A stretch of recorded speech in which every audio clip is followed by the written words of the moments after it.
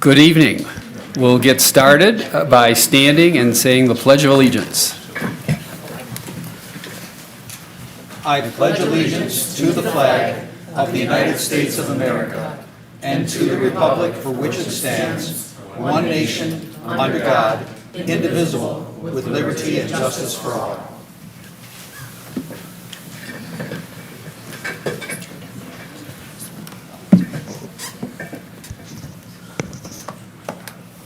Could we take attendance? So noted. Okay, so I'll need a motion or discussion of the minutes from the June 9th meeting. Moved. So we have a motion to approve Support. and support. Motion and support. All those in favor say aye. Aye. The minutes are approved. So if I could just get the introductory slide up. So as a brief introduction, the Zoning Board of Appeals is a 7-member quasi-judicial body appointed by the Bloomfield Township Board of Trustees per the Michigan Zoning Enabling Act. Matters pending before the Zoning Board of Appeals are decided on a case-by-case basis. Any appeal of a decision made by the Zoning Board of Appeals is subject to circuit court review. Each case will be called separately in the order shown on tonight's agenda. There will be an opportunity for public comment at one point during each case. All persons wishing to comment will be asked to provide their name and address at the podium. Address your comments to the board and not the applicant or other members of the public. Given the number of appeals tonight, please make your comments brief. Comments by the Neighborhood Association will be considered as part of the factual information presented to the board, but those comments are not the determining factor for approval or denial.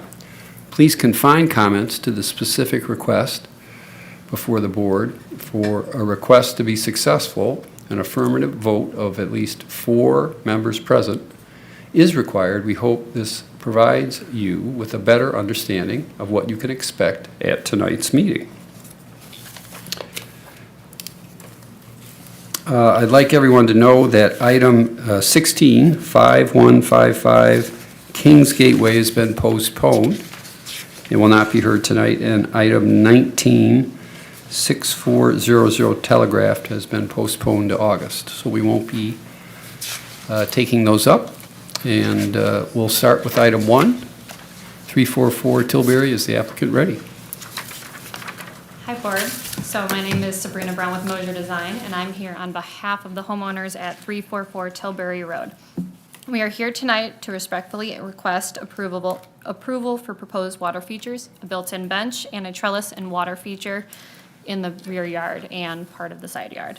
These elements are a part of a coordinated residential landscape plan intended to create an attractive, functional outdoor living environment while remaining compatible with the home and surrounding neighborhood. This application did go in front of the Bloomfield Village Board and was approved unanimously. I'm not sure if Kathy is here, if she wrote a letter. The improvements are modest in scale, with the trellis remaining well below the permitted 14-foot height. The trellis, which is the largest element that we are requesting for, is located at least 16 feet from the property lines as required. There is already dense evergreen screening in the rear yard. Where there are a couple gaps, we are proposing those to be filled in for complete screenage of the backyard. I guess kind of back side yard. The only setback variance tonight involves the side yard water feature at just over 4 feet long and just a little bit over 3 feet high. It is a very low profile kind of landscape element rather than building or the occupiable structure. Its placement is necessary to integrate it properly with the architectural and overall site plan or site design that we have created. It will not create privacy, drainage, safety, or visibility concerns to any of the neighbors or to anyone on the road. This proposal will not negatively affect the character of the neighborhood or interfere with the use and enjoyment of the neighboring properties.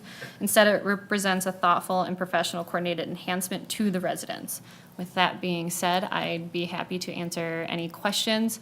I did notice that the typo, as if you didn't notice, by the height of the fountain, it should be 3 foot 4 inches, and I think it was typed 3 foot by 4 inches high. So just wanted to clarify that. Thank you for that clarification. Any questions from the board? No.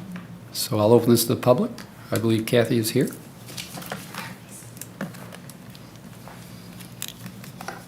Good evening, Board. Kathy Weisenborn from Bloomfield Village. Our board did review this proposal. We did unanimously approve it. The structures are located behind the house as we require. There is full screening in that backyard, and there's a couple, except for a couple of spots that the applicant committed to add additional screening. So we support the permission and the dimensional variance requests. Thank you. Thank you. Is there anyone else that'd like to speak on this item? And I'll close the public hearing. So you've got a comment in favor. I don't know that you need a response to that, unless there's something you'd like to add. Nope, we Okay. appreciate working with Kathy. Okay, Mr. Chair, I'll make a motion. great. With regard to the permission request at the property of 344 Tilbury, I move out of the ordinance would be unduly burdensome because of the that fact that it is a corner lot. Additionally, there is no injustice to adjoining neighbors by reason that it will be fully screened. Unique circumstances with the property have been demonstrated, given that it is, has excessive setbacks and that this is very conducive to the neighborhood and as a result is not self-created. So if this motion is approved, application for all necessary permits must be made within 1 year and all permits must be obtained prior to installation. And it says here, additional evergreen plantings may be required to screen the accessory structures from public view and must meet or exceed the height of the structures at the time of planting. I did hear Kathy say, though, that the additional evergreen plantings have addressed that. So let's make sure those happen. Absolutely. Support? So I have a motion and support. Any discussion? All those in favor say aye. Aye. Any opposed? Congratulations, the request is granted. Thank you, guys. So calling item 2. 4831 Ballantrae? Yes, 4831 Ballantrae. I'm Okay. Robert Murray, I'm the homeowner. This is a request for a generator, standby generator, be placed in the front of the house, which is, of course, an issue. I fully expected this to be on the side lot, but that began to produce some problems. First of all is that it's difficult to see, but on that view on the top right is the garage of the house. And so the gas line actually has to go through the garage. There is no basement in that area. There's no crawl space. There's a second story over the garage, so there's no attic space. That puts the gas line through the area of the garage. The generator I've selected is a fairly large one for the sake of covering air conditioning and potentially an electric car down the line. I don't own an electric car right now, but I presume I will shortly. So the gas line is serving a large volume. That makes the pipe size large, and the fact that it has to snake through that area of the garage around some features, garage door openers and things like that, makes like an equivalent of 140 feet of gas line, which suddenly became an issue for me. The front actually works out pretty well because there's a garden you can see in just slightly below and to the right of that red square, the red square being the generator. That's a garden area between the porch and the shrub below the generator. So a garden area makes a great place to put in screening. So we're going to put in evergreens that exceed the height of the machine. Whereas if you go over on the other side where the electric meter is, the side yard, which would be the preferable location, or I should say from a zoning standpoint, you end up having to put screening in the pavement area of the driveway, and that turned out to be a big negative. The other thing about this is that the zoning, or the ordinance probably didn't anticipate the fact that there is no neighbor.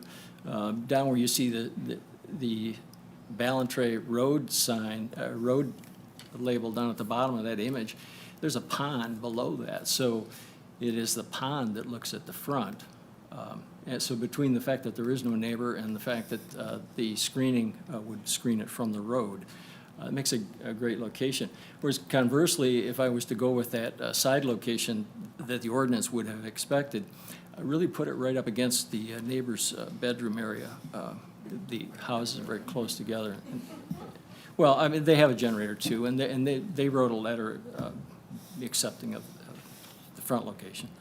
So, yeah, everything seems to point to that front location. You could hardly see the generator in this top view. There's actually some other foliage there that would block it, but that's not the foliage we would be using. It would have its own right up near the generator. So based on these difficulties, I'm respectively asking for a variance that would allow me to put that generator in the front. Do we have any questions from the board? So, on your landscape plan, the picture you had, it looks like there's, is it two arborvitae and then a brick wall? So could you talk about the brick wall?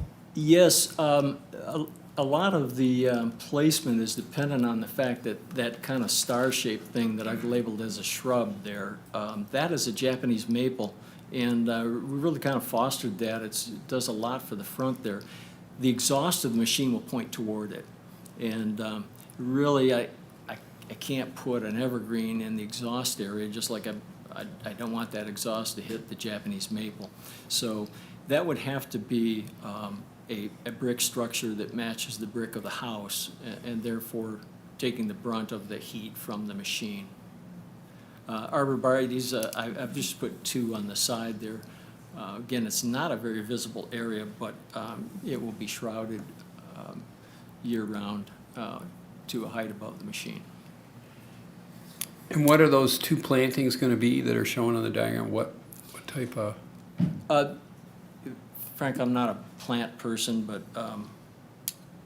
again, guidance being an evergreen, arborvitae, Okay. what have you. But again, full screening year-round and over the height of the machine. Because we typically don't allow people to screen with a brick wall. Well, in this instance, he's indicating that the proposed screening material matches that of the house. Yes. So our zoning ordinance does allow that if it was a picket fence, what have you, that would be different. In this instance, he's indicating it's a brick wall that matches the materials of the house. So I think in this, we would be able to accept that. Yeah, it looks like the bottom part of his siding is brick. Got it. Any other questions then? I'll open this to the public. Anyone like to comment on this? I'll close public hearing and bring it back.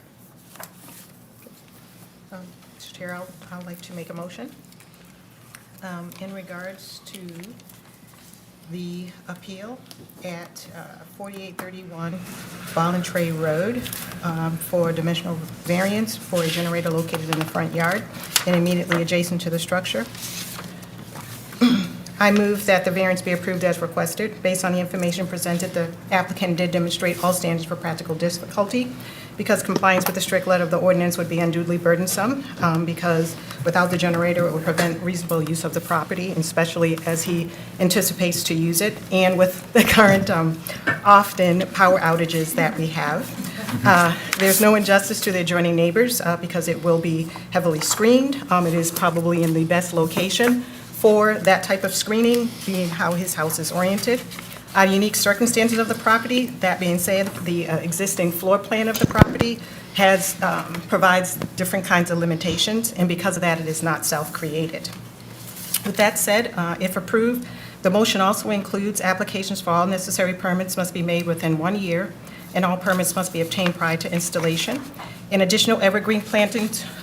Okay. My name is Rebecca Beery, and I'm requesting an 8 by 10 foot shed to be placed behind my garage.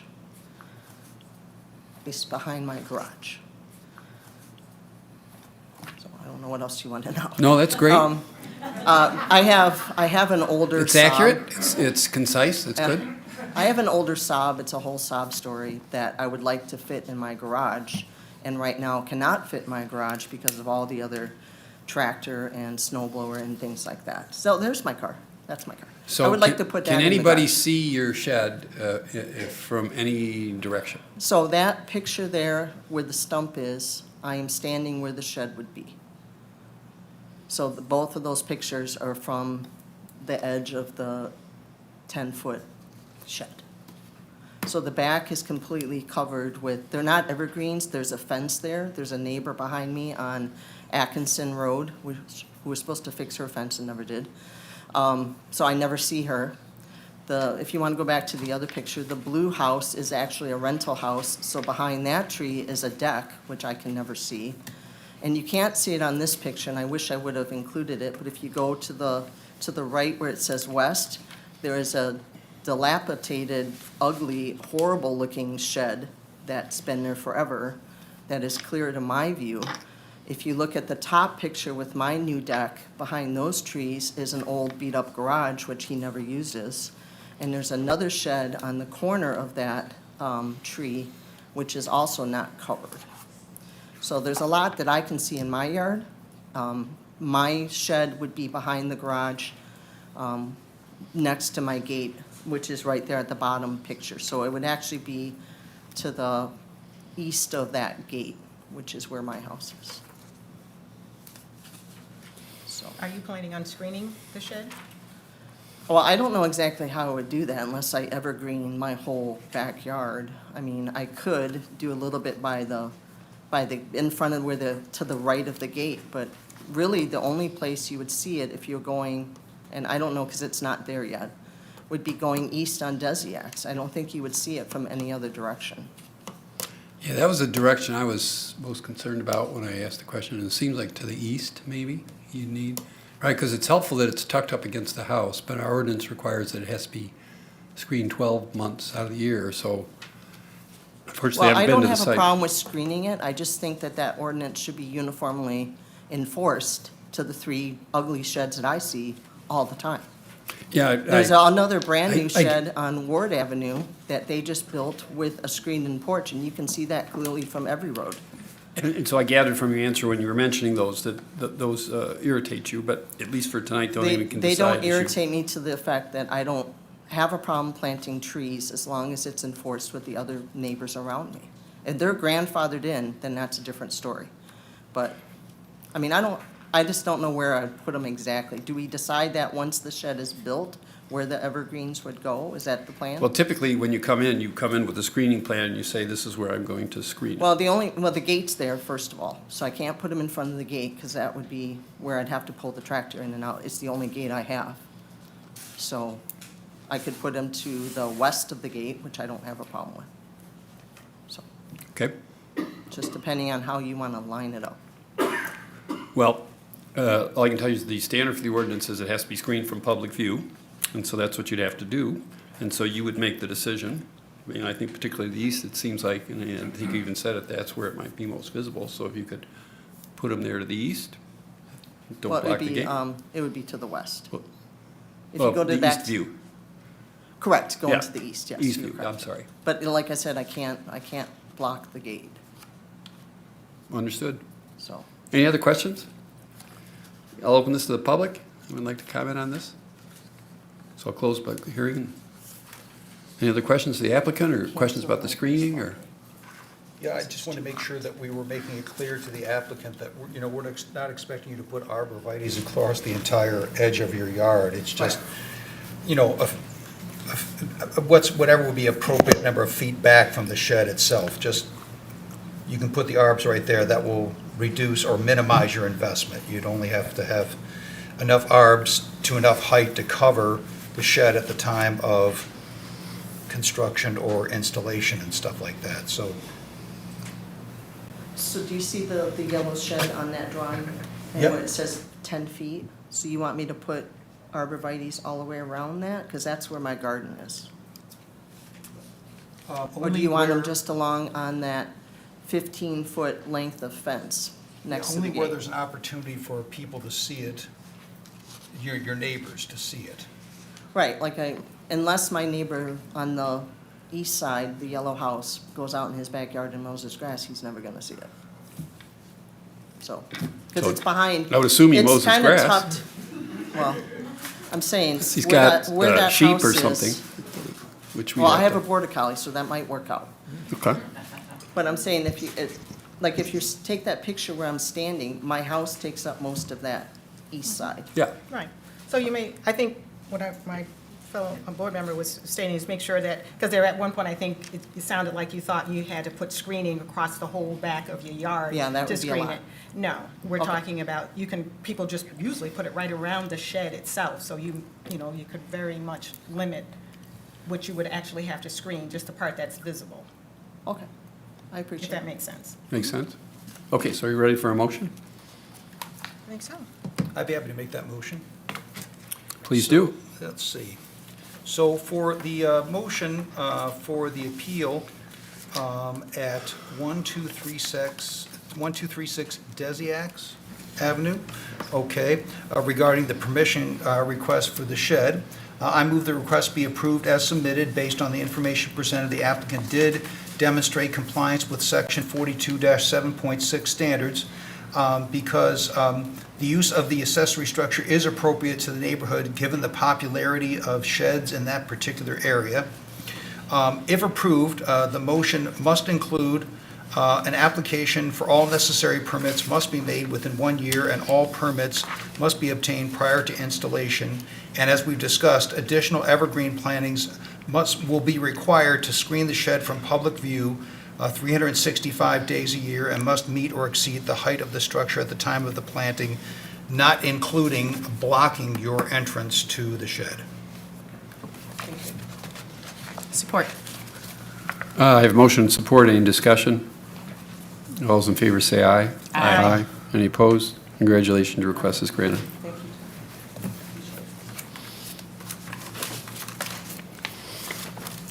So calling item number 4, 1205 Linebach. Good afternoon. Good afternoon, good evening. Good evening. I'm more or less the same as her. I have an old playscape in my backyard that I had to tear down because it was falling down, and I want to put a shed in its spot. I will meet all your setbacks as far as 16 feet off the back wall, my 16 feet off the side wall. So it would be more or less in the middle of my backyard where the yellow is. I'm looking forward to try and do this in the next couple of months. I will meet all your, if you want me to put evergreens around, I can do that. If you look where the gate is, that gate is almost 80 to 100 feet back from where the edge of the shed is.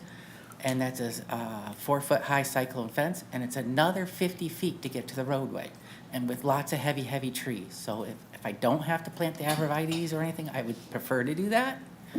But other than that, all I'm asking for is to be able to put that in.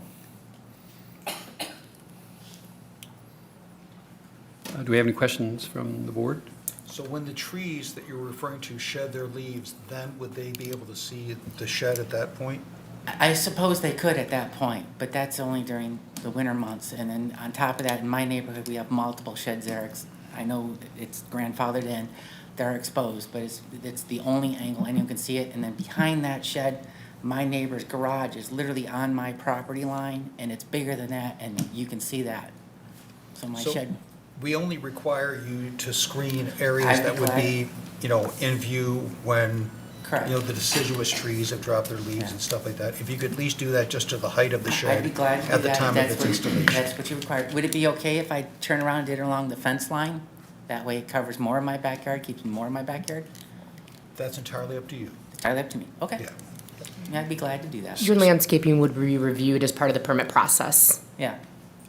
So can I go back to because when I talked to the staff, we talked about the 3 lots. Good. And now I think I recall that we spoke at the counter, and I've I actually- remember now, go ahead. I've actually turned around and requested them to combine all Yeah. the lots together. Thank you. Because that one lot that's at the top side of the page, that's only 32 feet wide. It's only, so the only thing you could put in that lot would be, and right now I have my garages in it, the only thing you could put in there, it'd be a fence. That's the only thing. So it's totally unusable property, and as you see, my neighbor's garage is right there on the north side of it. Or not the north side, it'd be the east side of it, So you're right on the property line. you're going to combine the 3 lots? I've already requested the township to do so. Correct. Yeah. Great. Yeah. You could mention it in the motion if you so choose. That would be a condition that the lots are joined, just to make sure that we have it on record. Yeah, I think we ought to put that in, Yeah. just because his request wouldn't be feasible unless that was one lot. I've already requested, it's actually four lots. 4 lots, okay. Yeah, but I've already requested that. I actually got a letter in the mail for them Oh, good. already that say, so I'm trying to Good get for that you. part done. All right, I'll open this to the public. Anyone like to comment on this? So I'll close it, bring it back for Mr. a Chairman, I'll motion. make a motion. Please do, Ed. Okay, regarding the appeal at 1205 Linebach Avenue, the permission request for the shed, I move that the request be approved as submitted. Based on the information presented, the applicant did demonstrate compliance with Section 42-76 standards because, once again, the use of the accessory structure is appropriate to the neighborhood, given the popularity of sheds in that particular area. Now, I'm going to make this motion with the understanding that all 3 lots are going to be combined as a result. Also, application for all necessary permits must be made within 1 year, and all permits must be obtained prior to installation. And as we agreed, you'll be putting evergreen plantings along any areas where your neighbors might be able to see the shed, let's say during the wintertime and stuff like that. We just need to make sure that it's screened from public No view problem. 365 days a year. Support? I have a motion and support. Any discussion? All those in favor say aye. Aye. Any opposed? Congratulations, your Thank request you. is granted.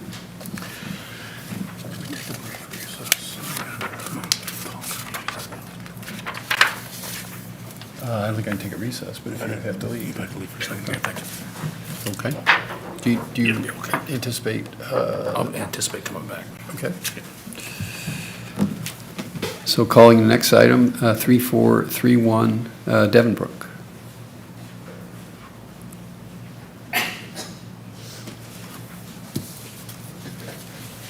Good evening. My name is Anita, 3431 Devonbrook Drive. I'm here for approval for my invisible fence for my dog, German Shepherd.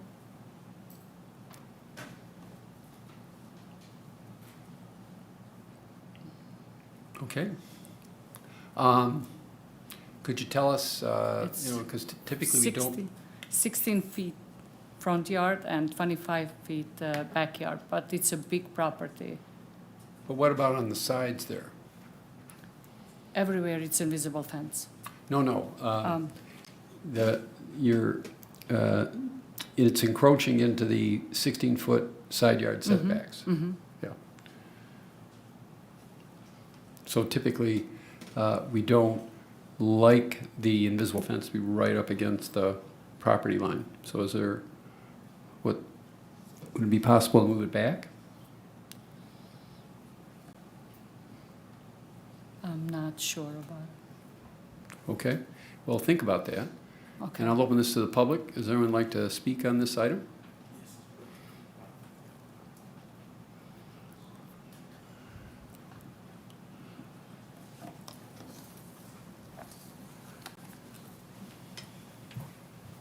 Hello, Board.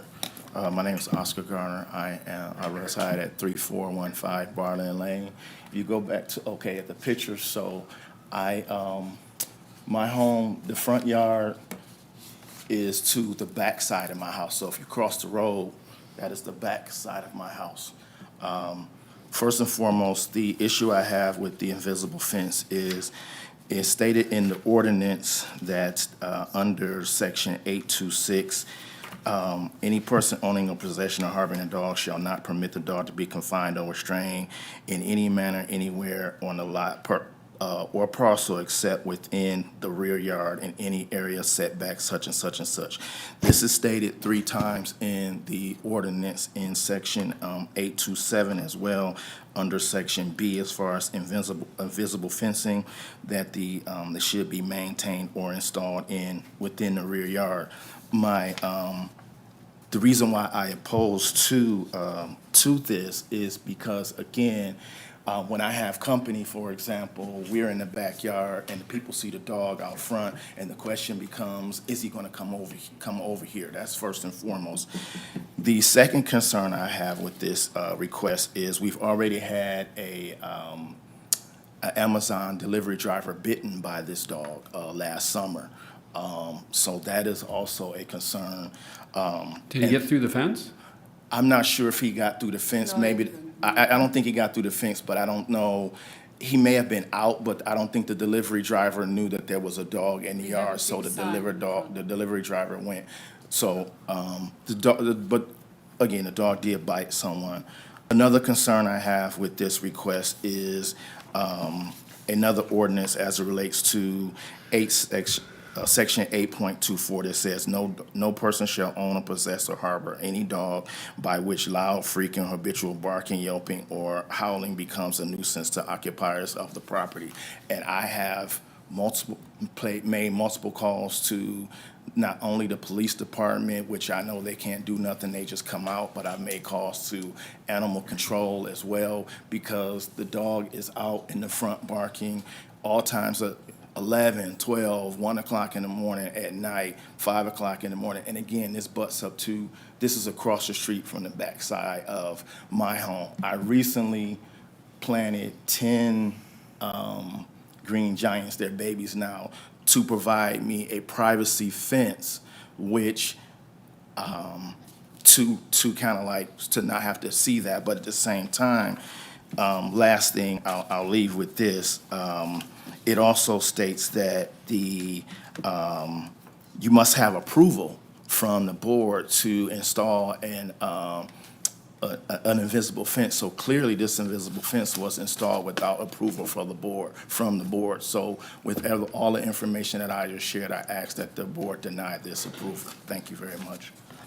Thank you. Excuse me, sir, before you leave, where is your home on this? So it's right this.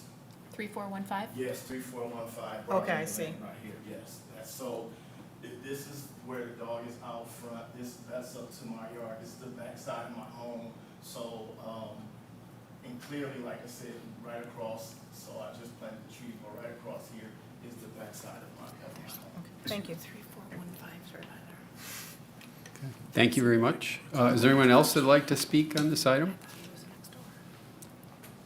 All right, I'll close public hearing and let the applicant respond. First of all, the dog the most of the time, he stays inside the house. Only he get out when he needs to use the bathroom, when he needs to do whatever he has to do. We go outside, it's a big yard, we play with him. The dog is very safe, very friendly. We did have 4 or 5 times breaking in our home. We did have 4 or 5 times breaking our cars in the front. The dog is not outside a lot, only when he goes and play and when he needs to get outside.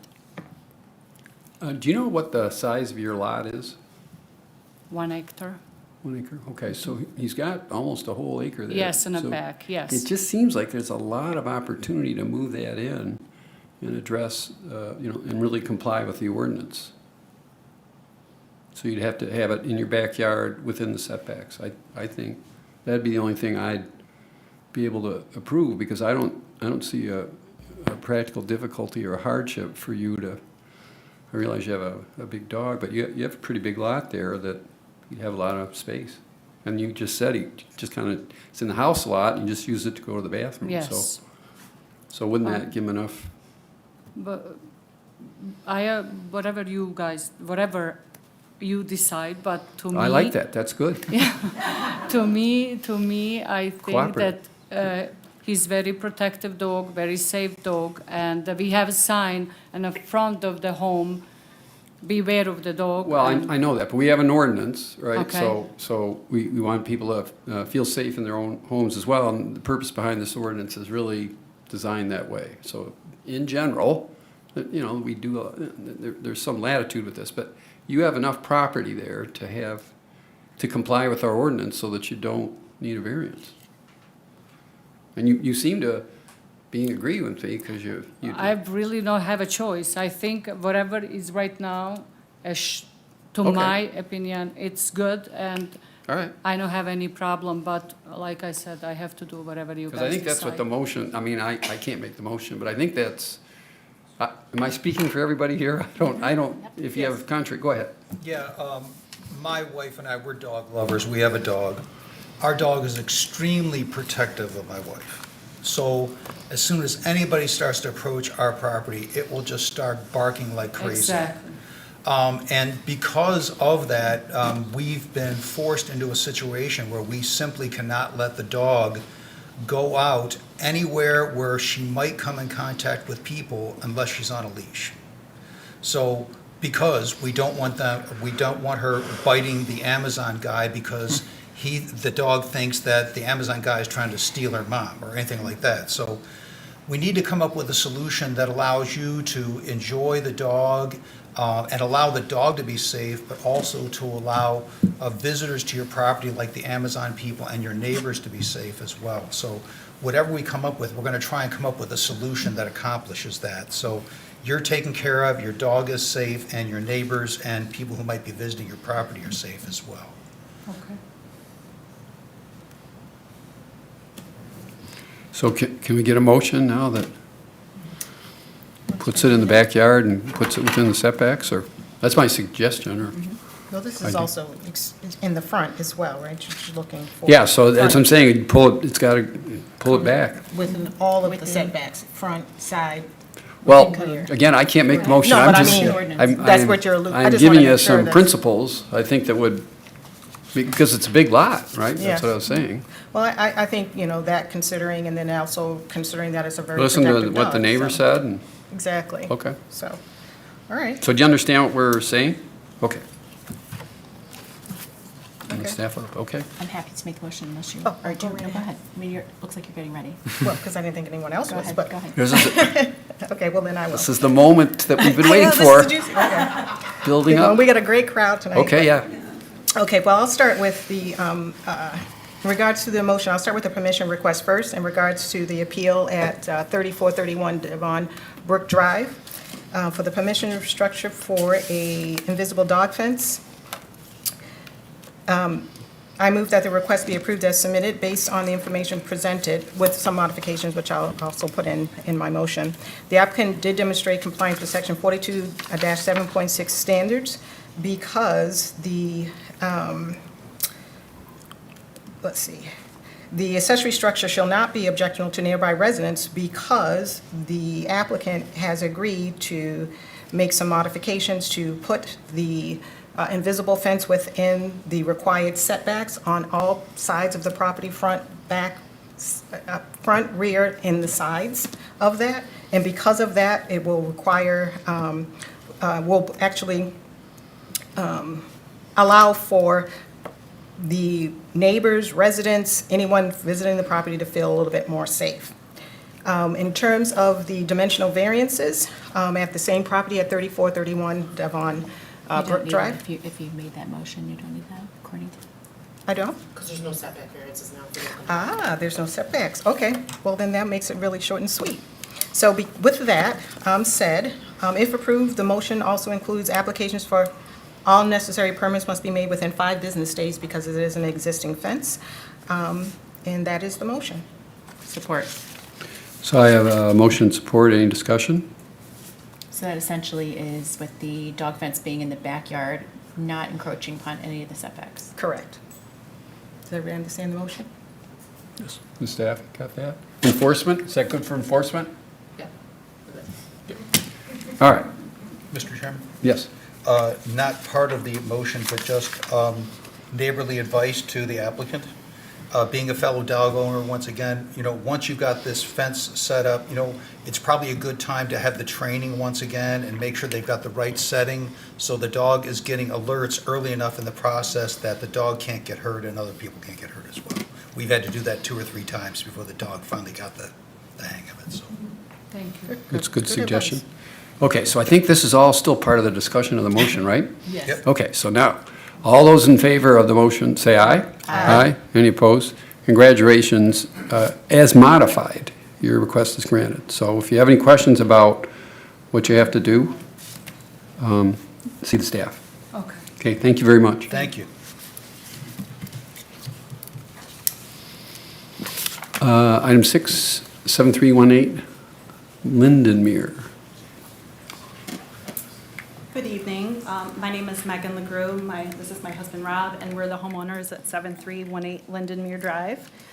We're here to respectfully request the zoning board allows a variance for our existing chickens and for permission for the existing accessory structure of a chicken coop with enclosure on our property. We've raised these 4 chickens since April of 2024 from chicks, and they are our named pets who produce eggs for us. They are not meat chickens.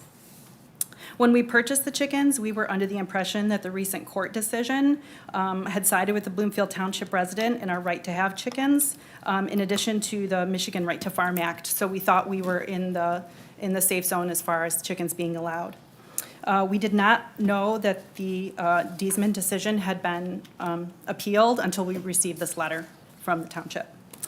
So again, we're seeking permission for a small wood and metal chicken coop. It has an existing surrounding metal enclosure that is 13 by 10 foot by 72 in height. Basically, it's a chicken wire and metal structure that surrounds the coop. And the 4 chickens that are housed therein, neither the coop nor the fence enclosure are implemented in the ground. They're not permanently installed, and they're easily and frequently moved. To ensure no negative impact on the neighboring properties, the coop is predator-proof and built with high-quality materials which match the aesthetic of our residents. The enclosure is painted a muted green color to blend in. All items are located in the rear yard, behind the home, and over 16 feet from any property lines. There is no rooster. The coop is cleaned daily to prevent odors. The feed is stored in rodent-proof containers, and the girls are generally quiet than an average dog. There is currently sufficient 12-month evergreen screen along the entire back property line. We've put down a deposit with the landscape company to plant the rest. I believe I submitted my landscape plan a bit too late, but on the whole left side of the property line, even with the house, we'll be planting 10 pine trees. Again, the back property line is completely evergreen now. And the right-hand side, between the garden fence and the property line, will be arborvitaes. In my application, I did submit letters of support from 2 directly next to us neighbors, as well as support from our neighborhood association. Thank you for your consideration. Do we have any questions from the board?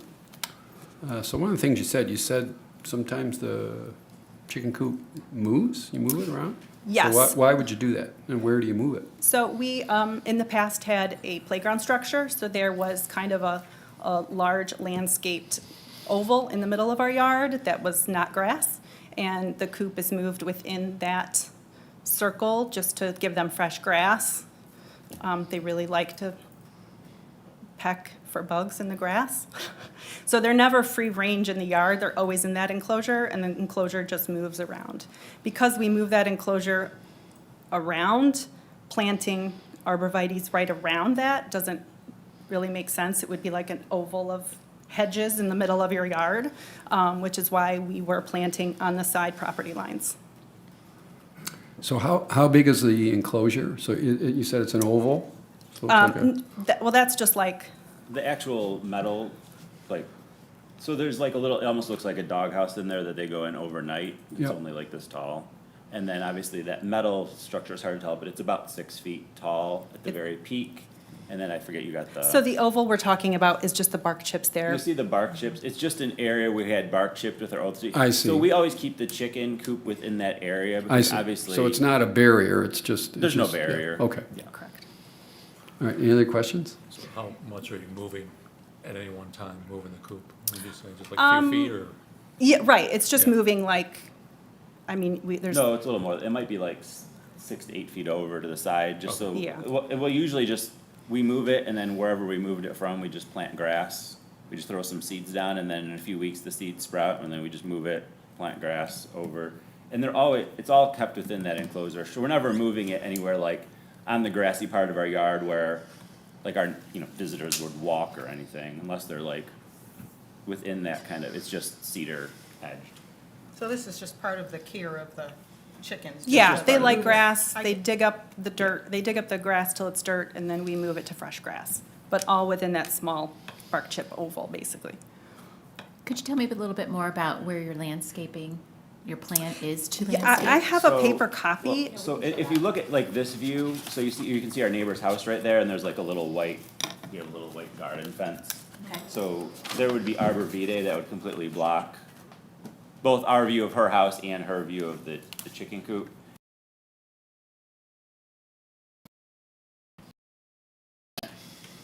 I don't know what that is, but. View to the west? Yeah, the front is like the bottom right. So there's gonna be two plantings. One's gonna be arbor vitae, where you can see it's like next to the garden fence. And then the other side, we're just gonna plant evergreen trees that'll kind of match the aesthetic of like the rest of the neighborhood, so. They're 6-foot. You really shouldn't be evergreens. able to see it at all, from any view. I know one of our neighbors, we've got some neighbors here, but we've got one of the neighbors to the back. We had the chickens for like 2 years and he didn't even know. So, the picture that you showed with the picket fence, that's your garden fence, and Yeah. that's on the top right side of this diagram, correct? Yes, Yeah. yes. So you're planting there, and then you're also planting, I'm assuming, the opposite side as you've shown here. Yeah. And it appears that you have quite a lot of screening in the back lot line. Yes, it's Yeah. a wall of existing It's pine just trees. a wall of pine trees. What is it? What is it? It's just a wall of pine yeah, trees. It's like pine. old pine trees. Thank you. So I'm just wondering in my mind, so that we've got a permission request. I guess this is an accessory structure, but it's movable. Right, but it's movable. So typically, we approve accessory structures for a location. So if they can move it. So we didn't, we thought that we were in the right. The court decision had allowed for the chickens, and because it was not cemented in the ground, we didn't think it counted as an accessory structure. I believe there was another instance where we had something similar. I don't know if anybody else recalls that. Andrew's nodding her head. It Yes. seems to me there's another situation very similar. In this, yeah. I suppose there would, I guess if there was, first of all, we'd hear from the public, hear from the neighbors. And maybe that might help guide the decision Yeah. from the I mean, board. the No, only I'm other just- thing I would say is like, these are definitely pets for us. I mean, we have named them all Schitt's Creek character names. And, I know Megan really cares about, pets are really important to us just as much as they would be the dog.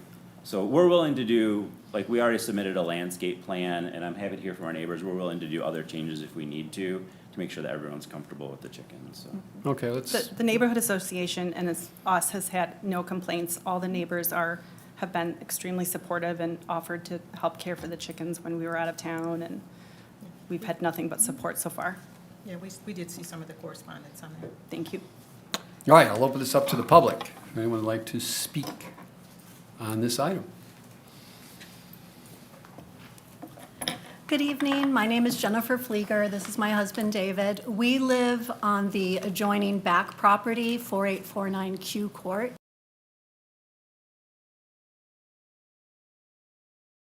Requesting a chicken coop and an enclosure, so 4849, just right there. When the chickens were first introduced approximately 2 years ago, the owner invited me to see them and gave me a dozen eggs. At the time, I thought the chickens were interesting and had no reason to believe they'd create a significant impact on neighboring properties. However, after living with them for 2 years, we've had firsthand experience with the effect the chickens have on our property and our ability to peacefully enjoy our home. My primary concern is the ongoing noise generated by the chickens. They vocalize throughout the day, beginning in the morning as early as 6 o'clock and continue until the evening about sundown. Based on our experience over the 2 years, the chickens can be heard from inside our home, even when doors and windows are closed. They can also be heard in rooms located on the side of our house, furthest from the chickens in the backyard. The fact that the noise can be heard throughout the home demonstrates the impact extends beyond simply enjoying our backyard. I've brought a video recording with audio that demonstrates the nature and frequency of the noise. Would you like to hear it? So this is from my office that faces the backyard, April 20th, 12:30 in the afternoon. I was working, I had the window open. Here. Hold on. Whoops. They're really loud, trust us. Yeah, hold on, let me see, how can we fix this? Oh, here we go.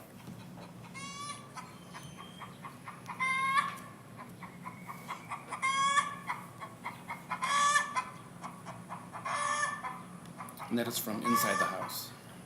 This is with the window open, but that's the kind of noise we hear throughout the day. And we Every can't day. enjoy our outdoors peacefully. These are gone.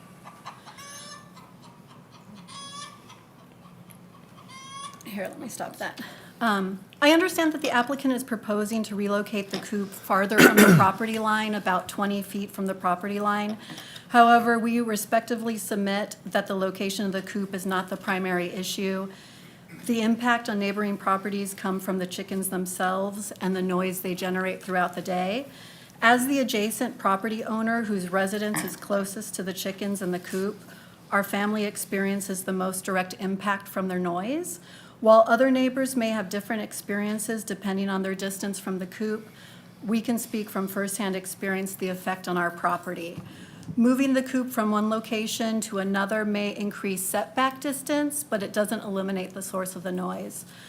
We respectfully ask the board to consider not only whether the proposed location satisfies dimensional requirements, but also the practical effect this use has on neighboring properties. After 2 years of living next to the chickens, our experience has been that the noise generated by the chickens adversely affects our ability to enjoy our home. As the neighboring residents closest to the chickens in the coop, our family experiences the most direct impact from that activity.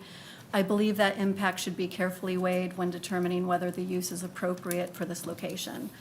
I want to emphasize this is not a personal issue with our neighbor. When the chickens were first introduced, we had no reason to believe they would significantly impact the property. However, living next to them for 2 years, we now know that there's daily noise that impacts the pleasure we get from living at our property. Thank you for your time and consideration. Thank you very much. Is there anyone else that would like to speak on this item?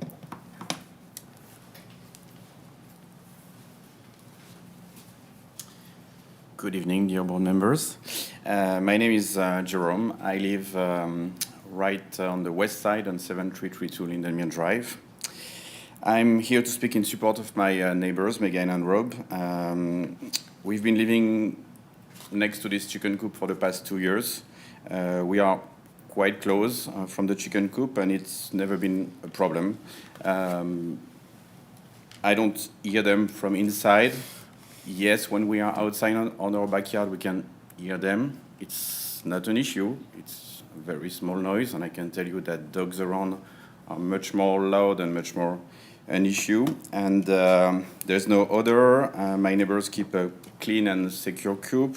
I've never seen them wandering around. So those chickens are here for the past 2 years, and they were here when we bought the house. We never thought that it would be an issue, and it was confirmed that in the past 2 years it has never been an issue for us. So that's our point of view. Thank you very much. What was your address, sir? 7332, so on the west side. Okay, thank you. Thank you. I'd like to make one more comment. You can't. Okay. No. Yep, you get one Okay. microphone. Is there anyone else that'd like to speak? All right, I'll close the public hearing. I'll let all the public can please Can I sit, respond to and then the applicant can respond. Sorry, I'm kind of shocked. That's news to me.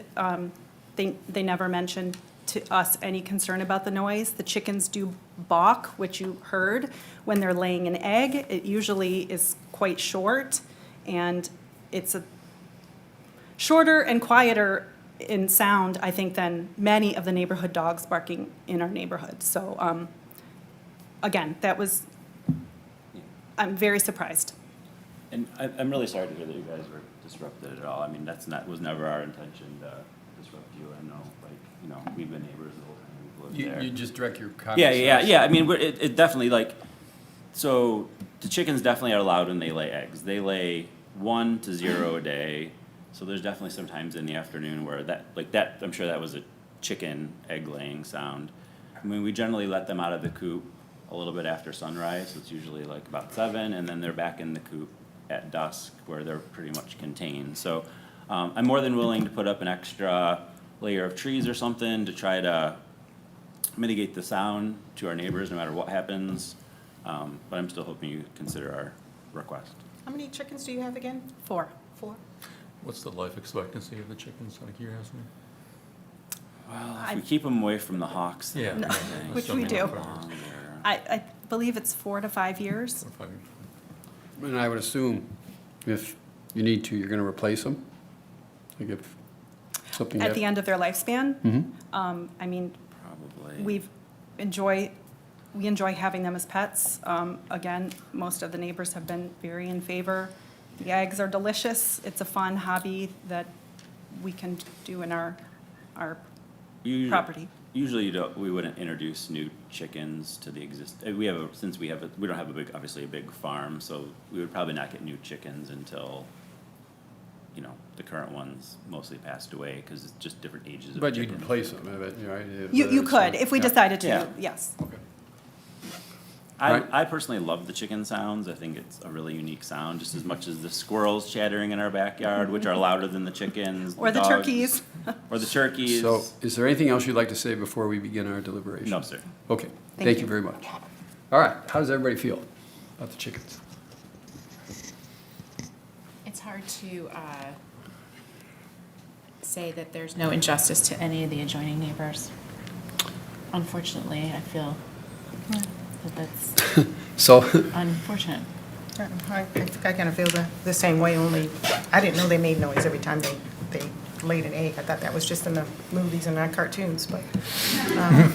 Is But- that all afternoon, or is it 1 hour of the day? Right, and if it's early in the morning or late at night, or if it's daily. I mean, if it's all day long, that's a different story, but if it's 1 hour or 2 hours, that's, But then again, it depends on the time of day. I mean, if it's even 1 hour, but at 7 a.m., right, you know what I mean? I agree.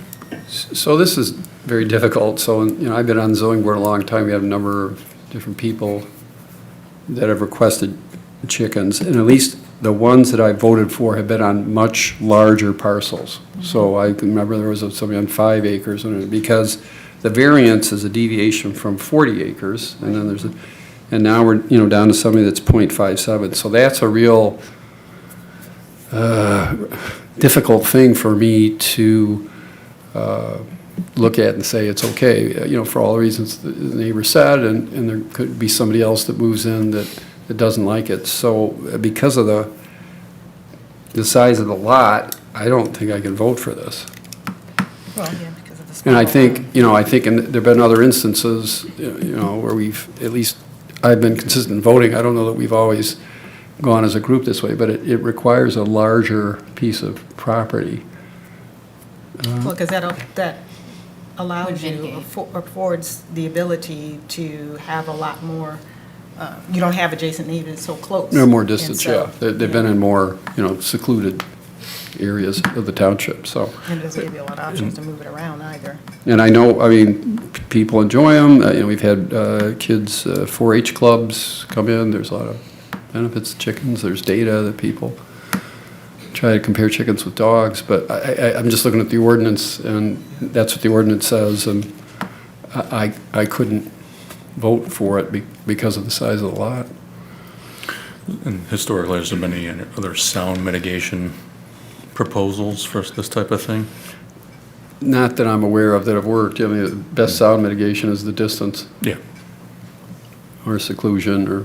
Right, or if it, because they have an open shelter for them, if it was maybe a solid structure, which you wouldn't want to do that with the chickens, I would think, so.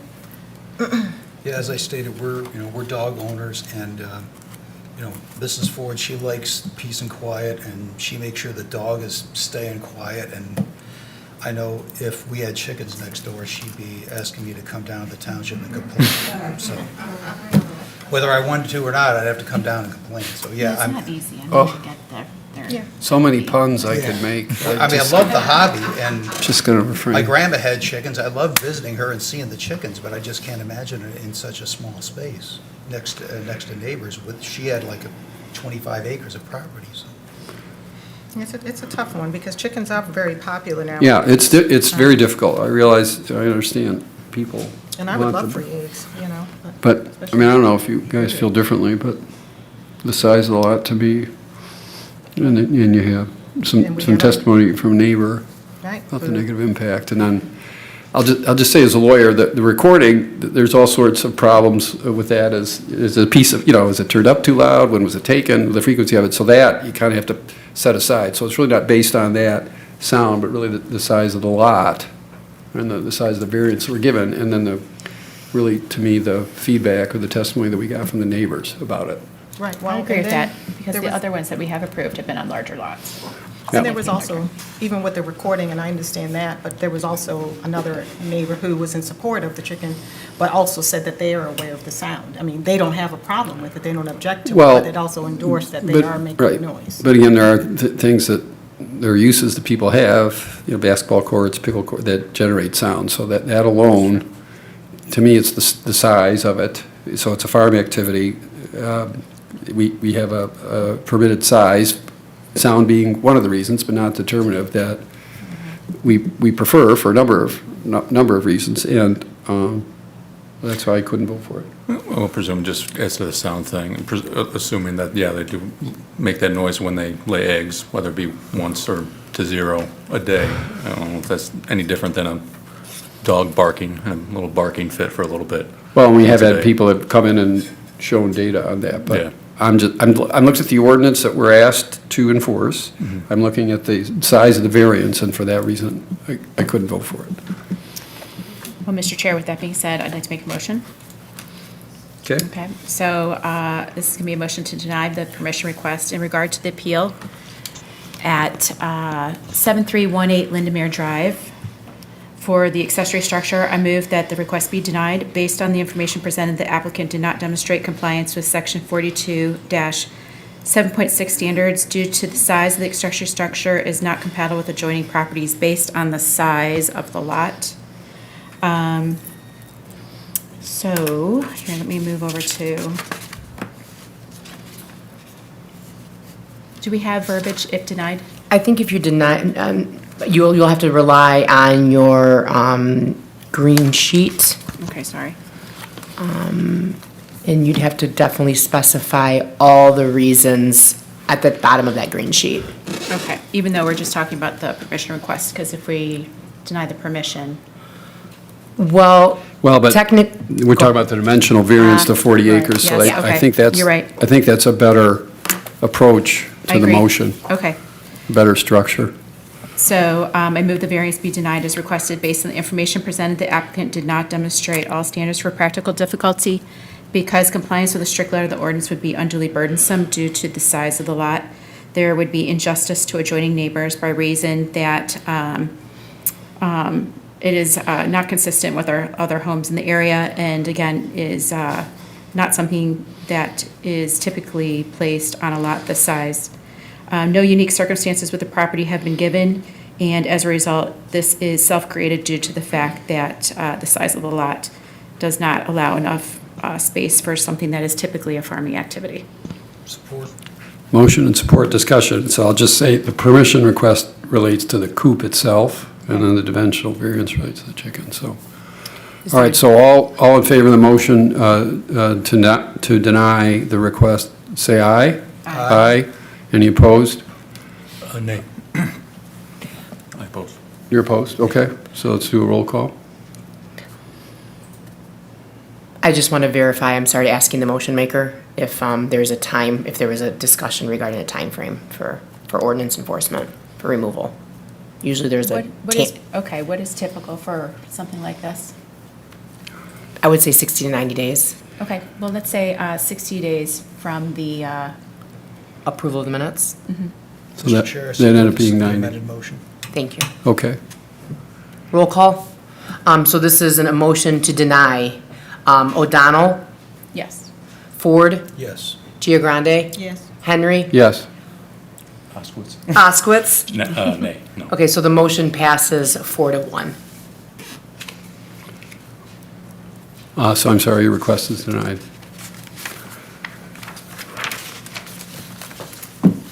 So calling next item, item 7.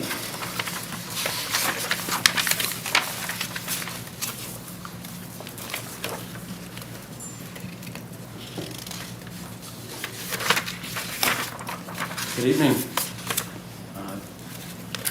My name is Shannon Moore. I'm with Zaremba and Company, landscape architect, representing homeowners John and Linda Lesway at the address of 193 Wadsworth Lane.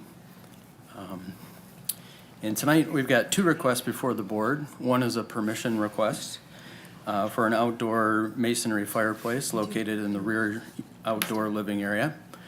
And the second is a dimensional variance for the proposed front entrance columns.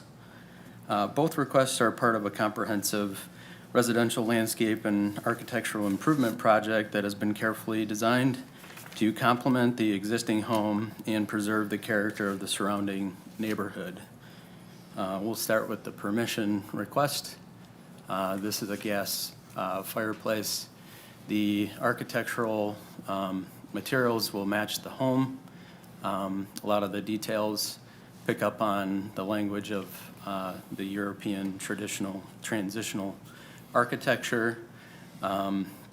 We do end it with a column that's similar to the other details that are on wing walls of the house. Traditional brick materials, the limestone detailing, the caps also are consistent with other architectural features on the house. We are planning to do significant screening. We are at the 14-foot high for the maximum height of the structure itself within the ordinance. It is located 16 feet from the property line, and then the wing wall or garden wall connects to the corner of the home. That's a 3-foot garden wall, and then the column at the end is 4 feet. And so that's our permission request for that item. And then our second item we have 2 little architectural columns that in the ordinance you need to stay, there's a request to stay within 10 feet, and based on the existing porch architecture, we're trying to line up those entry columns with the porch architectural columns so that it creates this garden court. It's proportionate to scale. We're going to add containers or flowers on top, so it's an architectural element as you enter into the home.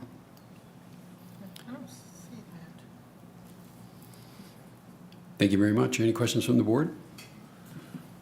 I noticed in the pictures that the screening didn't go to the top of the fire column. Is that how it's going to look? Or you're anticipating that the coverage is not going to go to the top of the fireplace? Our goal, so there's an existing hedge in the backyard that we're trying to reuse. And it's about they're about 10 feet tall. If we need to swap those out in the middle section to meet that full height, we have no problem doing that. I mean, as well. is it a safety issue or anything like that to do with? Okay, thank you. Is the wall that's attached to that 3 feet or 4 feet? It's a 3-foot wall, but then the column at the end is 4 feet. What was the safety issue associated with lowering the height Of the The chimney? safety issue? of the chimney? Because did I hear that there was a safety issue with the fact that it had to be 14 feet? I mean, since you've already got a hedge that does the trick, is there any reason why you couldn't just lower the height so you've got it covered and you don't have to worry about that? Well, we were trying to match some of the existing kind of language of the architecture. If you look at the house, there's a subtle swoop on the wing walls of the home. And so architecturally and proportionally, we are working within that 14 feet, but we'd be happy to extend the height of the hedge to screen that as needed. because our screening says that, okay, so the height of the screening has to be the height of the structure at the time of planting. So if that's something that you can do, We can do that. okay. Any other questions of the applicant? I'll open this to the public. Who would like to comment on this?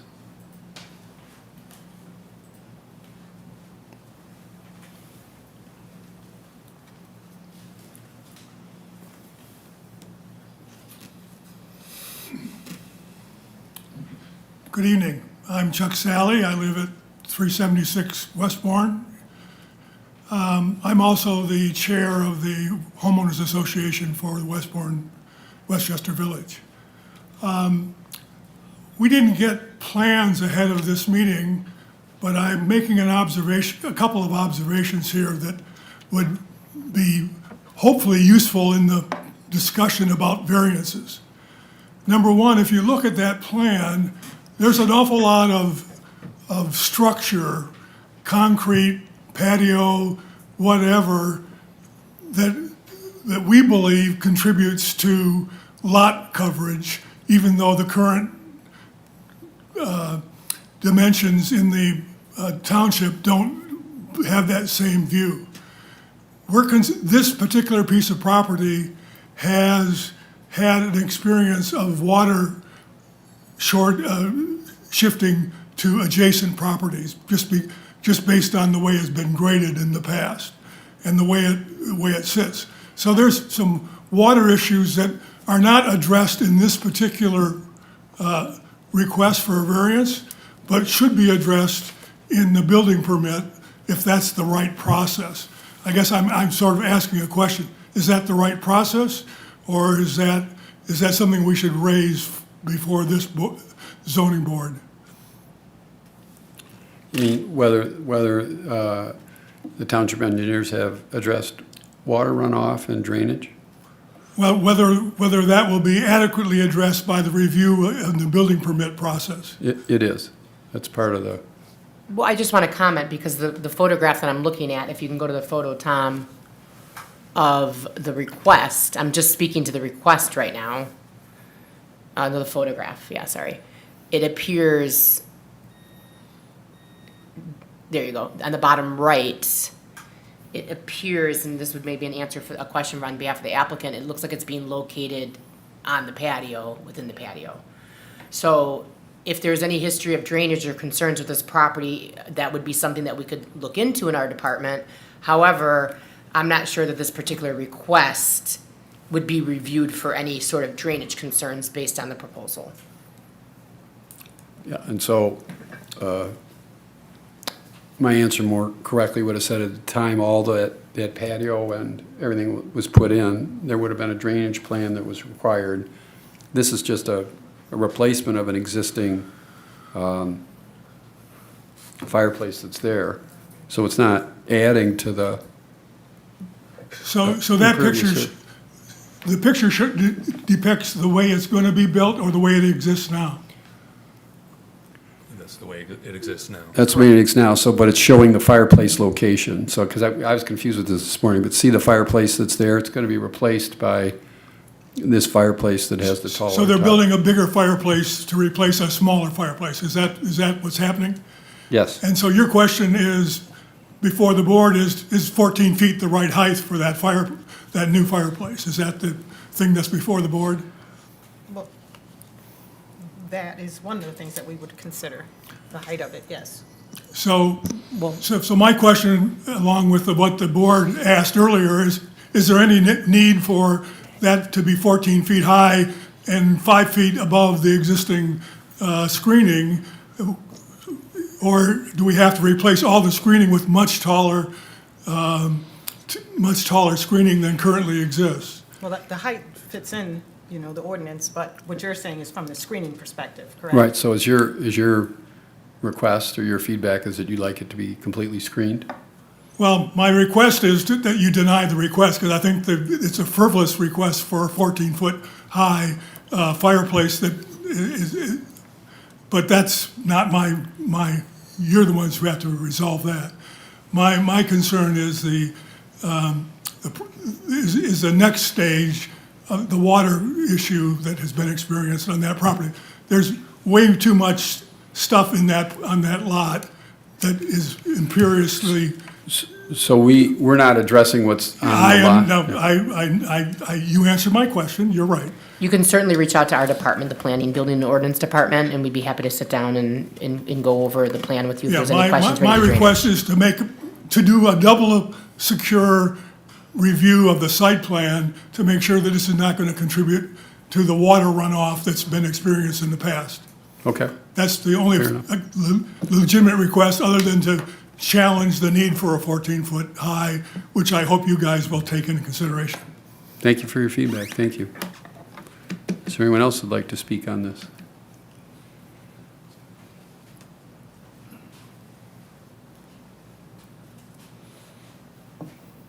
My name is Mike Smith. I live at 3571 Berkshire Drive, and I am a member of the Architectural Control Committee as well. Now, this is not the first time we have dealt with this family. So they can't say they don't know that there is an architectural control committee or a homeowners association, because we have had a situation with them in the past. And that was at the time the house was being built. And it had to do with the height of the house not coinciding with our criteria of the homeowners association. Now, for this project, they have not submitted any application, asked any questions, or even let us know they were planning on doing this. So again, they're sort of running afoul of the homeowners association, even though at one point in time, Mrs. Lesway wanted to be on the homeowners association. I can't understand the rationale of why this chimney needs to be 14 feet tall. That seems to be excessive, unless they can provide a good explanation as to why. But they have chosen, I guess, not to let the homeowners association know and the members of their community know that they are planning on doing this. So I would ask that the committee here give this due consideration based upon the fact that these homeowners have not made any attempt to go through the proper channels of the homeowners association, of which they are well aware of and have dealt with previously. Thank you. Thank you. Is there anyone else who'd like to speak on this item? So I'll close the public hearing and let the applicant respond.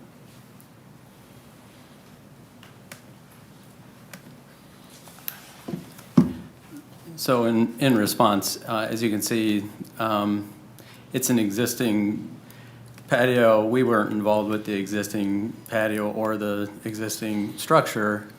And so we were under the impression that it was like more of like a remove and replace type of application. And so happy to submit plans to the HOA as well. And I believe the homeowner was planning to do that as well. But wanted to get the two little columns in the front approved and then the reconstruction of the fireplace as part of this as well. So happy to work with the neighbors, no problem.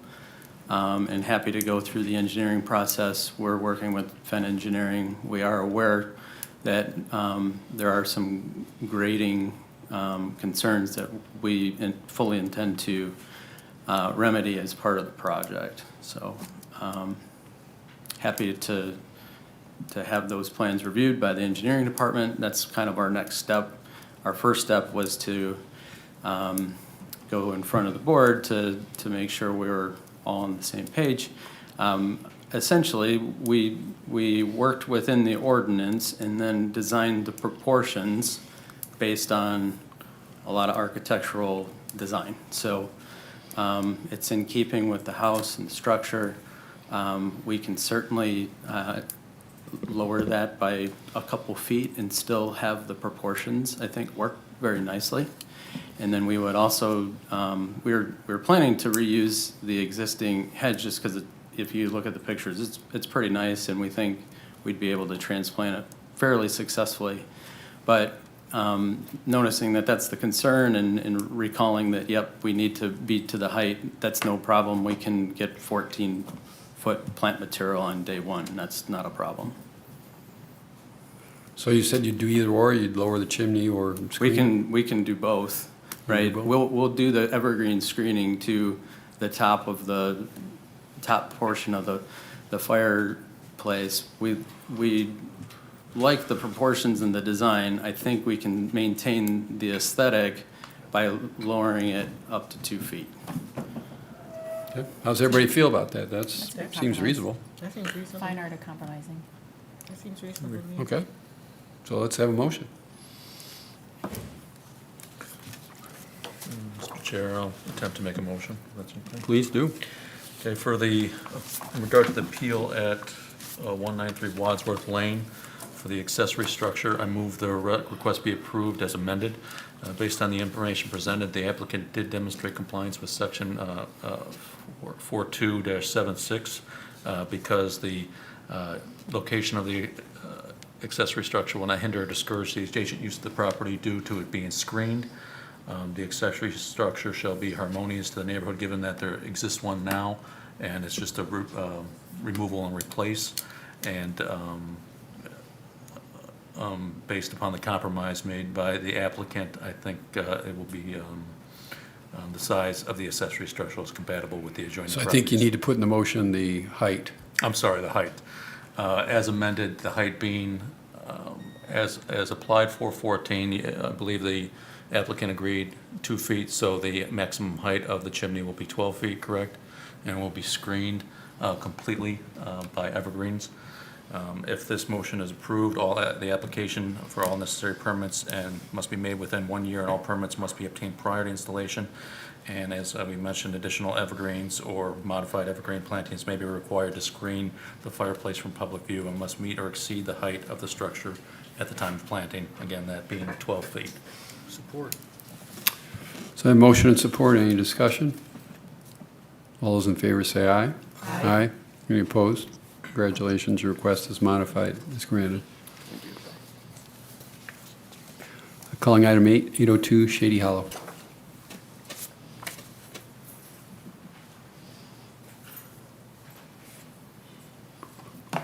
Lynn Kavanaugh with Four Seasons Garden Center Custom Landscape Services, representing Rochelle Yang and Andre Ickham at 802 Shady Hollow Circle.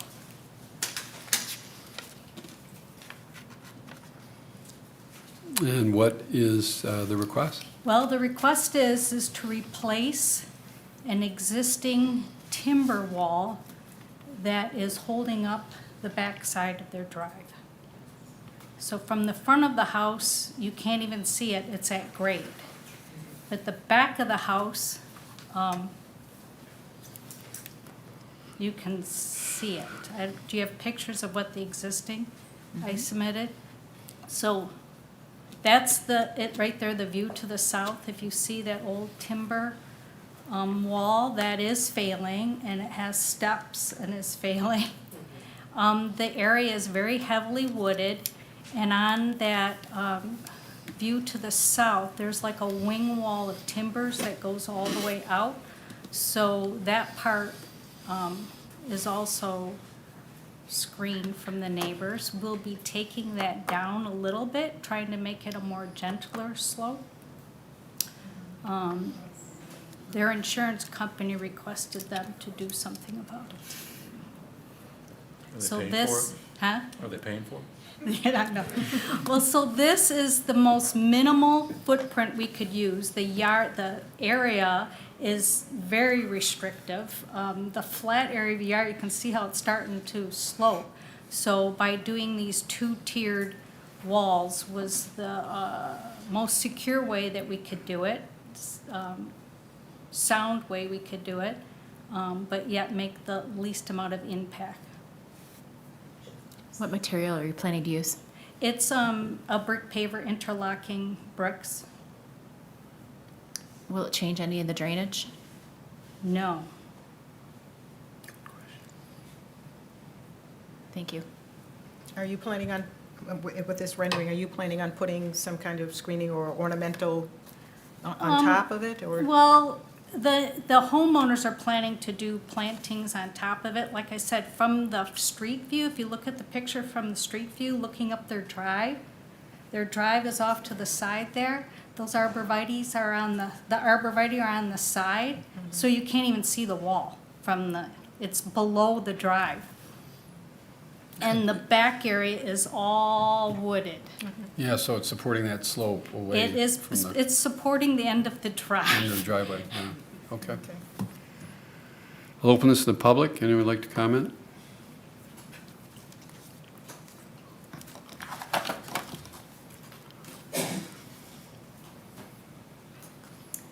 Good evening. My name is Amy Garrett. I'm here on behalf of the HOA of Nantucket Green, and we're in favor of the retaining wall modifications, no issue with that at all. But if you'll see the accessory structure, which was constructed, we believe in 2022, it is now in disrepair.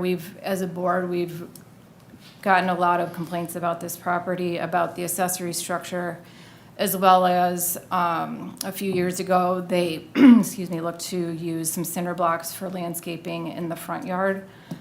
So we talked with the homeowners and came to an agreement about the materials used. So we're just making sure the ordinances are followed, and maybe the accessory structure is addressed. The yard is generally in disrepair if it needs some help. But the only thing we're deciding is the retaining wall. So you're pointing to something else in the picture there. Is it that metal structure that's in the back? Yeah, and it's all part of the slope. You know, But we're not deciding about that tonight. The only thing we're deciding is the retaining wall. But the ordinance department can respond to your concerns. I'll address We'll be in it another touch. time. Thank you. I'm sorry we're here the whole time to find that out, but The neighborhood is begging me to do something about it. Let me speak, can I speak our in power- regards to that? That is supposed to be removed before we start the project. Oh. The whole area is going to be cleaned up and resodded, so. With that, the front landscape, but on the other side where there's cinder blocks, those are being removed and the grade is being taken down so they can get a lawnmower there. So normally we don't have conversations between people, but here's what I'm going to say. After we vote, maybe the two of you could talk and you Sure. could give her some. Okay. Is there anyone else that would like to comment on this? So I'll close the public hearing. Why don't we have a, And just a comment that the board could make it as part of their motion that that structure is removed as stated. And that would be something that could also be a response to the HOA's concern. I don't know enough about what it is or why it's there, but. It's a greenhouse. Oh, it's a greenhouse, okay. Well, I But- don't know if I would put that in Yeah. my motion, but. Mr. Chair, I'll make a motion. So, yeah, so you're saying it's an accessory structure that we don't have a variance for? I guess I'd rather not deal with it because I don't know enough about it. So Understood. included, or? I wouldn't, I don't feel comfortable including this, I don't know enough about it, but it sounds like it's coming down anyway. It's coming down So- before we show up. So we with can our dodge, we can dodge the whole thing. And you have some news to share. We want to Mr. dodge Chair, I'll it. make a motion. Yeah. So with regard to the appeal at 802 Shady Hollow Circle, for the dimensional variance requested for a 6-foot-high retaining wall and 2 retaining walls currently 3 feet, 3 inches apart. I move that this variance be approved as requested. Based on the information presented, the applicant did demonstrate all standards for practical difficulty because compliance with the strict letter of the ordinance would be unduly burdensome due to the severe topography of the lot. There is no injustice to adjoining neighbors by the fact that this is essentially a very good replacement that's well needed. Unique circumstances with the property have been demonstrated, given once again that there's a severe sloping topography, and as a result, this is not self-created. So, if approved, the motion must include all application for all necessary permits to be made within 1 year, and all permits must be obtained prior to construction. Additional evergreen plantings may be required to screen all retaining walls from public view and must meet or exceed the height of the walls at the time of planting. Yet I do understand this is in the backyard, and it sounds as though it is not in view of anybody else. And it does appear that they do have some sort of intention to plant something back there. Support. I have a motion and support. Any discussion? All those in favor say aye. Aye. Any opposed? Congratulations, the request is granted. Calling item 9.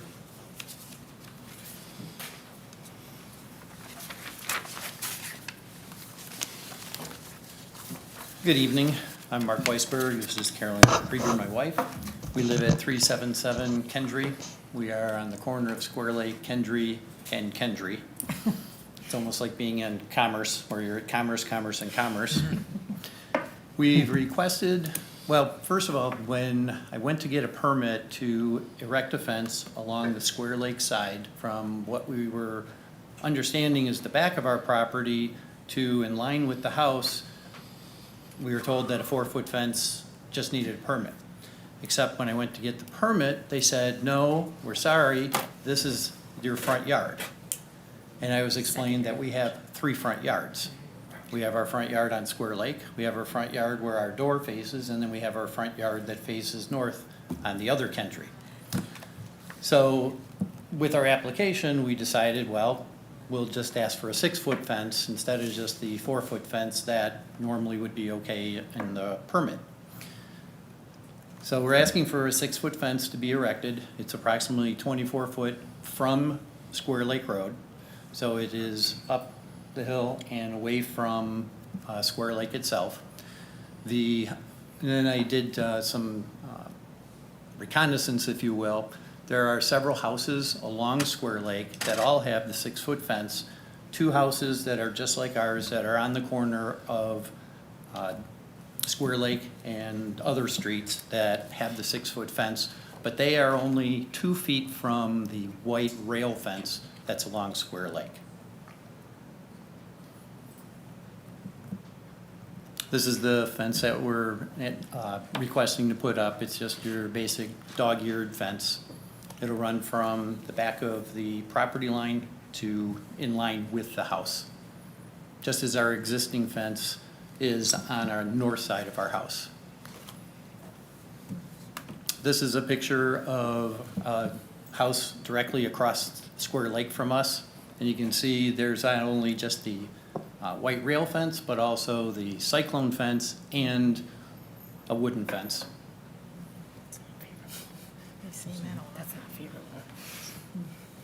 And there's also, there's also one additional picture that I didn't see as part of that, but I can show you if need be, or if you'd like. It's, I can't remember which street this is. It's one street over from of Emery that also has and theirs is a shadow box fence, you know, where the fences are opposite, or the rails are opposite of each other. Oh. Oh, thanks. And then this one here is about 1.5 feet off of the rail on Square Lake Road. I think I can guess why you would want a 6-foot fence on that side, but I would love to hear your explanation. What? I'm sorry? I said I can probably anticipate why you would want a 6-foot fence on the Square Lake side, but I was just curious to know what your rationale was. I also have this picture. So this is a picture that's directly across the street that faces our house. you can't see them, but there are two small pieces of fencing that I did put up. They're just in the ground, so you wouldn't be able to see the fence from Square Lake Road. So that's our house, but Our from house across the is, street. yeah. Okay, I see. That picture is taken from the south side, south side of Square Lake, facing Looking at north, your house. and our house is behind all of that foliage there. Okay, so the 6 foot. Yeah. So what's the? Was it doesn't, it's just. it's Correct, just it a- will not connect to anything, it doesn't. It's just The a, other item that we were told is that because we have a dog, that this is considered to be a dog enclosure. But my statement was, well, we're not running the fence to keep a dog in, so I'm not sure how it could become an enclosure for a dog. But the fence that we're looking for, what we did was we cleaned up all of that area that is to the south part of our house for usable living space. So is this 6-foot fence for privacy, for sound barriers, for all the All above? the All the above. You knew that. Keep going, you're doing great. Right. But just- You wanna, would you come over here on this side? so because you're now using your yard differently, you want, so there's a safety path there where people walking? No, by? on our side, there is not. Okay. And are you saying that you're, from that picture, you can't see the fence 12 months out of the year? It's blocked? Well, maybe in the winter. I would say probably 9 or 10 months of the year, no. Now, if you were driving down Square Lake Road because of the height of the property line, you would have a very difficult time, unless you're in a semi-truck, to be able to see that fence.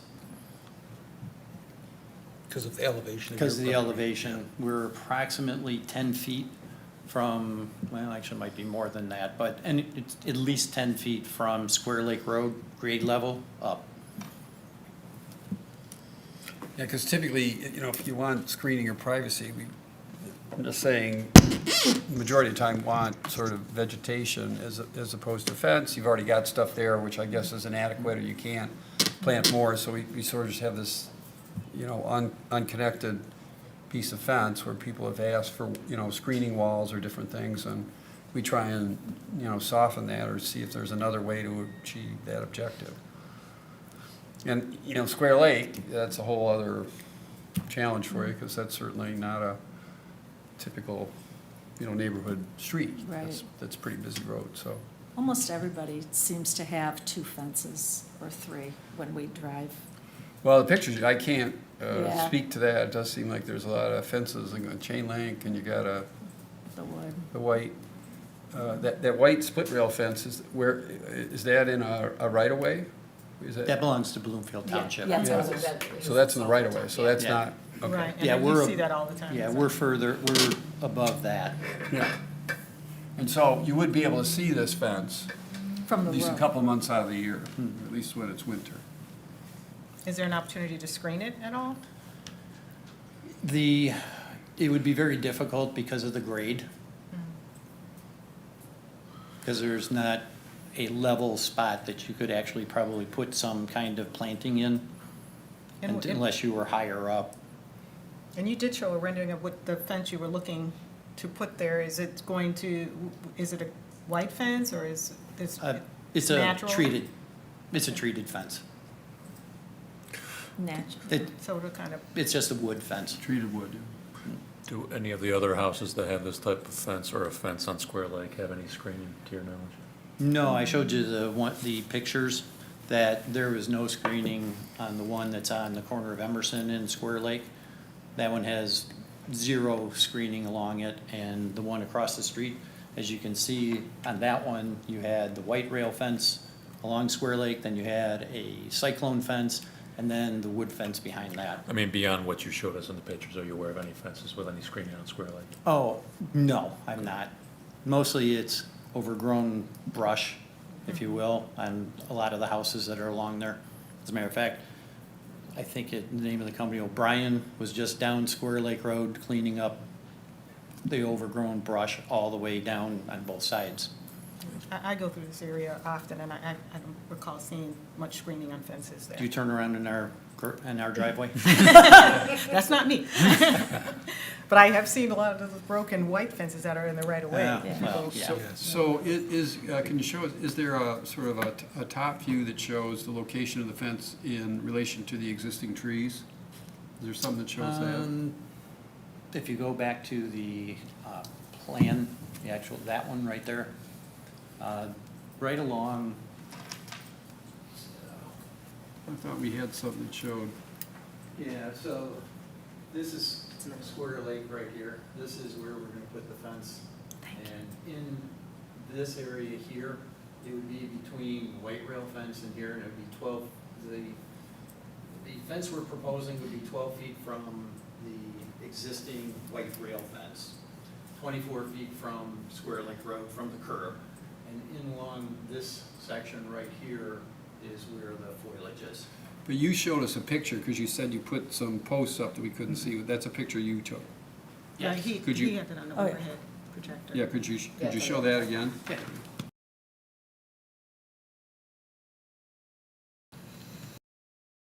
Okay, so so your fence is gonna be behind all of those trees? Correct. Okay. Yeah, it'll be, those trees right there are about 8 foot from the white rail fence. We're gonna be another 4 feet from, beyond that. So really And the whole- planting any screening there would be difficult. Yeah, I don't know if you can really tell from there, but this is a grade that goes up at a fairly steep grade. Right, and then also just the shade and the roots and all that. Right. I mean, So- if you let me, I'd put a retaining wall in and, you know, then I can plant. So I'm gonna open the public hearing. Anyone like to comment on this? So I'll close the public hearing and bring it back. So I think we have a picture. So I'm struggling with this. I mean, it's, don't like just a piece of fence, but he is on Square Lake. Normally you want screening. You can't screen it, but it looks pretty dense. 10 months out of the year, you can't see it. So 2 months out of the year, you can. I don't like doing it, but I can kind of see you're trying to use your yard more effectively, so. Is there And it's a any- major thoroughway. What's that? I mean, it is a major thoroughway. And it's the biggest thing is it's Square Lake, so if it was anyplace else, I wouldn't do it, but it's Square Lake. I will. So are you guys okay with it, or Oh, did you no? have a question? I just had a question, is ours, so the treated wood, is that gonna be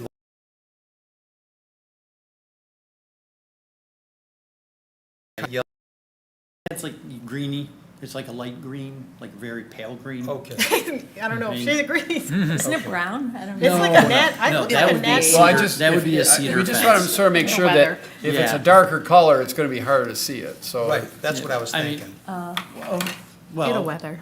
I think we could change it to a cedar fence, and that way then it would have more of the brown color to it Well, I thought when than, it was treated, it Then a green. naturally kind of. Yeah, I thought it was going to darken, or, Right. yeah. And blend in, that's Sort of usually what you matches see. the other. Yeah. Oh, wait.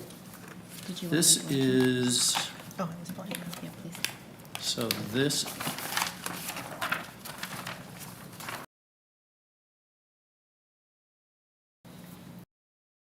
so this was a fence that we had gotten permission to replace the existing fence a few years ago. This is the cedar color. Is that what you're planning on? No, we weren't, Oh. but we would have no problem with changing it to the cedar color. I And this think would be it's like better, perpendicular. Don't you think? Well, I thought the natural. I think natural's better. I think natural's better. Yeah, I don't like regulating color, but Well, I could I mean, just if say a it's darker, if you could make it darker, and that's, if you like that, then like the natural yeah. colors, you know what I mean by that? Then But it blends right in. when Anything that makes it- ages, disguises Over it. time, it becomes. Yeah. Okay. Ready for a motion? Okay, I'll make a motion then.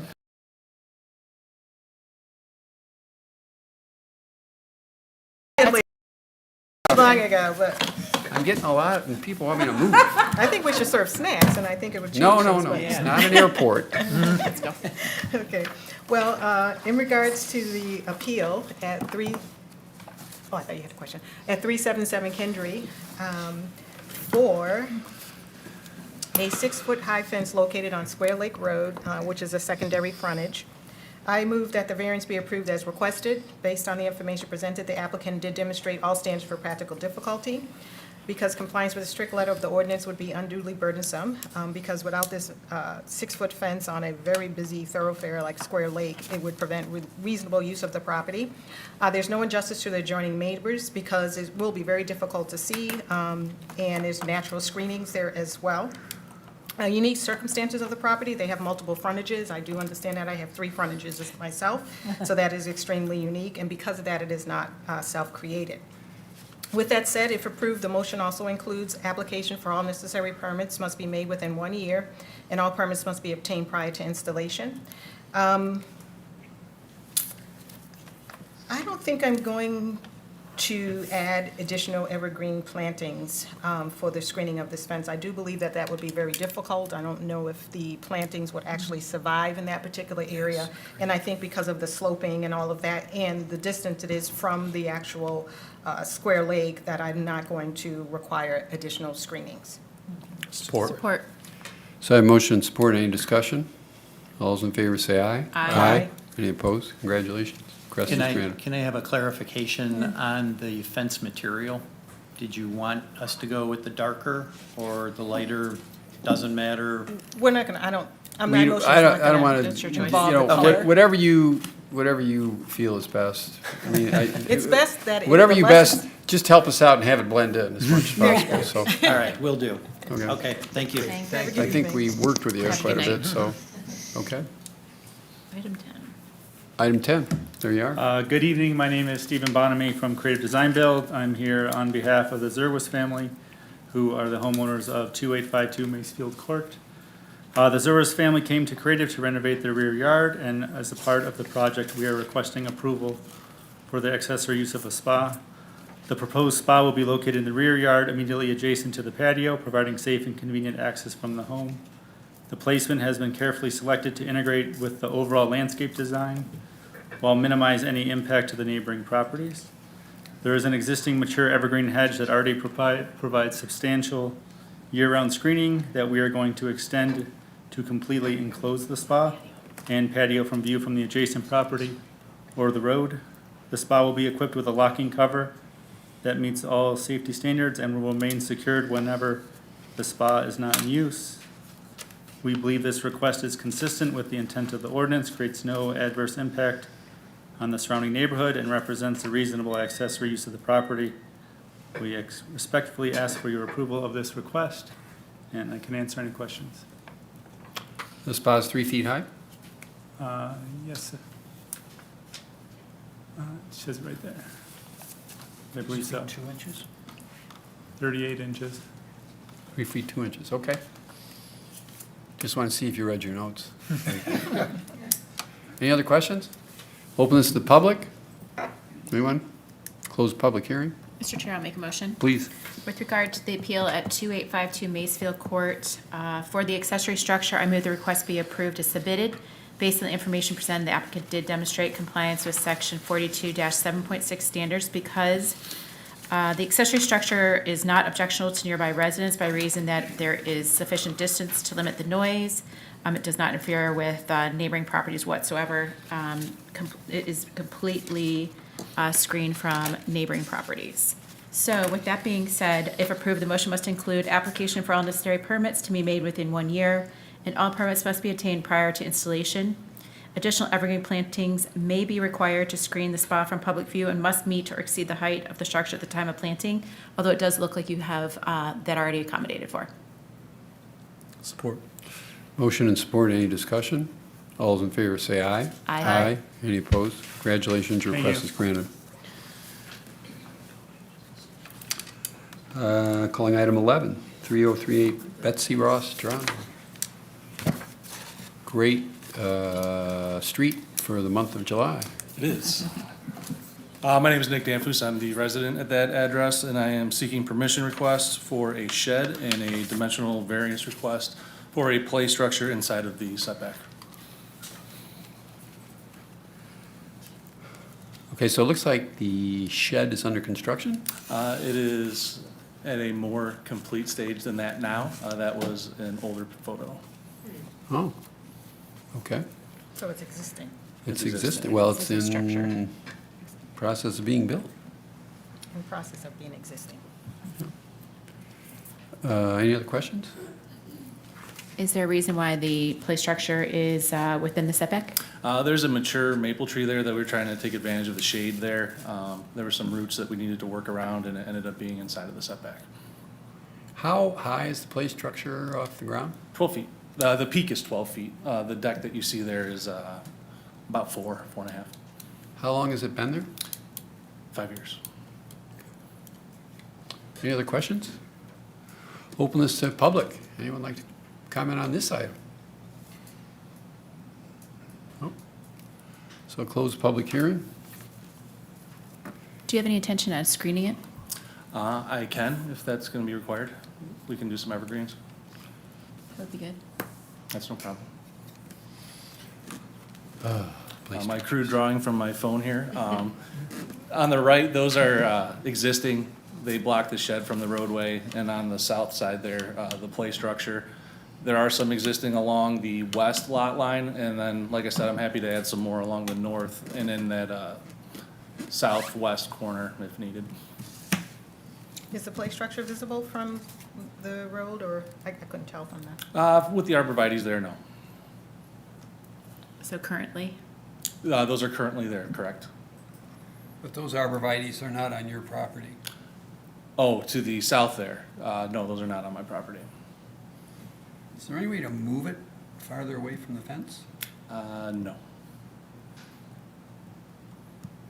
What if we were to extend, arborvitae's across that lot line that we're seeing in the back there? Facing west. Yes, along the west property line there? Uh-huh. Yeah, I'd be happy to do that. The fact that we can see that house probably means that they can see the play structure, and we're trying to make sure that that's not something, that and the shed are not viewable by the neighbors. So you're going to screen it from public view? Yes. The structure in the shed? Structure and the shed? Correct. And so that means the arborvitae's are going to be to the height of the structure? In time. So you'd have to have that at the time Of planting. planting. Well, respectfully, there's a golf simulator in our neighborhood that was approved by this board that has plantings that are not the height of the structure. I'm just asking for a similar consideration. That's, So that'd be up to the enforcement division? Okay. yeah. So we set the standard, so if you want to make our enforcement division aware of the golf simulator, that's one thing, but that, we're trying to enforce the ordinance. Yeah, I'm not interested in, taking any action like that. I just want to be able to use my property in a similar fashion. And we're just trying to be consistent.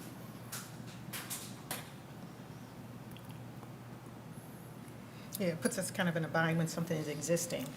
Right. Because normally we could have taught these things through before it was built, so now we're trying to see what we can do, right?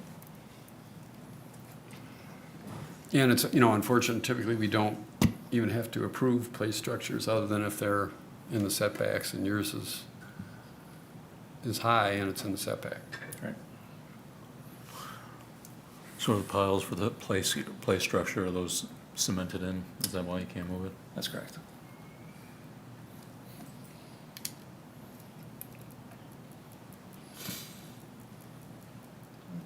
Well, certainly some sort of screening, at least in that section, to the height of the play structure in that area. Is that feasible? Yeah, I can do that. Okay, that would be great.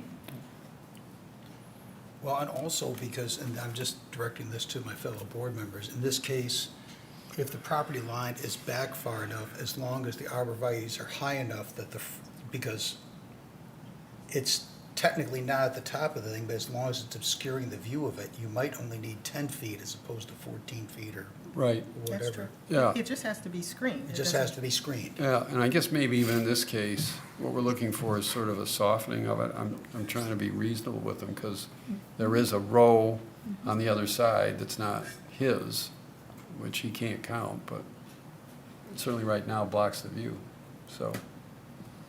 How tall is it, play structure? 12 at the peak. Okay, so what are you suggesting that you would like to screen it to, what height? When you say eventually, I'd be happy to plant some green giant arborvitaes at 10 feet. and then just use a lot of Miracle Grow. Yeah, I'm happy to do that. Okay. You guys okay with that, or no? You want the? I you want think the- it's softening that, making that effort to soften it. I mean, 10 feet, I mean, Yeah, I think it's been there 4 years? 5. He said 5 years, okay, so. So we're trying to big picture balance. Yeah, because it's white. Carol was So here, it's she'd be kicking me, I think. Carol would kick me. But no, I think that would work, don't you guys think? Reasonable board? We didn't have any objections. from No, Jason. no, Jason, okay. Let's so what give about him the the motion. shed? We're also screening the shed? Yeah, he said he would screen the shed. Okay. Yes. Now, what about the height of that screening? Is that to the Right, height of the that's different. structure? You can do that, because we helped you out on the play structure. Yeah, so I believe I submitted some photos. There are some arborvitaes along the front, and I'd be happy to add them along the side as well. Okay, so that you can't see it, Correct. public view, okay. I think we can have the motion. We have a very Did you open it to the public? cooperative applicant. Did you open it to the public? I'll open it to the public. Anyone like to speak? I think I did. All right, maybe I Here's didn't your second chance, and you guys, I know, one of you wants to talk. I must have missed No, it. I'll close it, okay. Now we can have the motion. You ready, Ed? Yes. You're on the, All right, so, Verge of a great motion. relative to the permission request at 3038 Betsy Ross Drive, required for the shed, I move the variance be approved as requested based on the information presented. The applicant did demonstrate all of the standards for practical difficulty.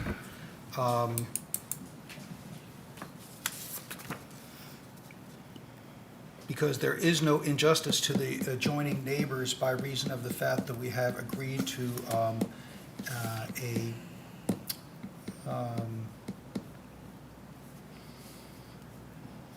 screening strategy that should mitigate that satisfactorily. And as far as that goes, okay, so that would cover the dimensional variance, excuse me, the permission request. And then for the dimensional variance required for the existing play structure, encroaching 10 feet into the required 16-foot side setback, I move the request be approved as submitted based on the information presented. The applicant did demonstrate compliance with the, based on the information presented, the applicant did demonstrate all the standards for practical difficulty because compliance with the strict letter of the ordinance would be unduly burdensome, given the fact that they would no longer be able to use the structure which they have been using for several years. There's no injustice to the adjoining neighbors by reason of the screening plan. Unique circumstances with the property have been demonstrated, and it's not self-created due to the fact that we are screening it to avoid any possible problems with the neighbors. If approved, the motion must include application for all necessary permits must be made within 5 business days for the existing play structure. Application for all necessary permits must be made within 1 year for the shed, and all permits must be obtained prior to installation. And additional evergreen plantings will be required to screen the accessory structures from public view and must meet or exceed the height of the structures at the time of planting as viewed by the neighbors. Support. I have a I'm sorry. Yep. go ahead. discussion point. Because the shed is half-built, does that make a difference for an existing? So should the permit Thank be you. within 5 days? Okay, 5 days, yes. I would like to amend that to 5 days, if I can get support. Support. Okay, we have an amended motion, Mr. Chair. So we have an amended motion, we have amended support. Any further discussion on the amended motion? All those in favor of the amended motion, say aye. Aye. Any opposed? Congratulations, your request as modified has been granted. Thank you very much. You're welcome.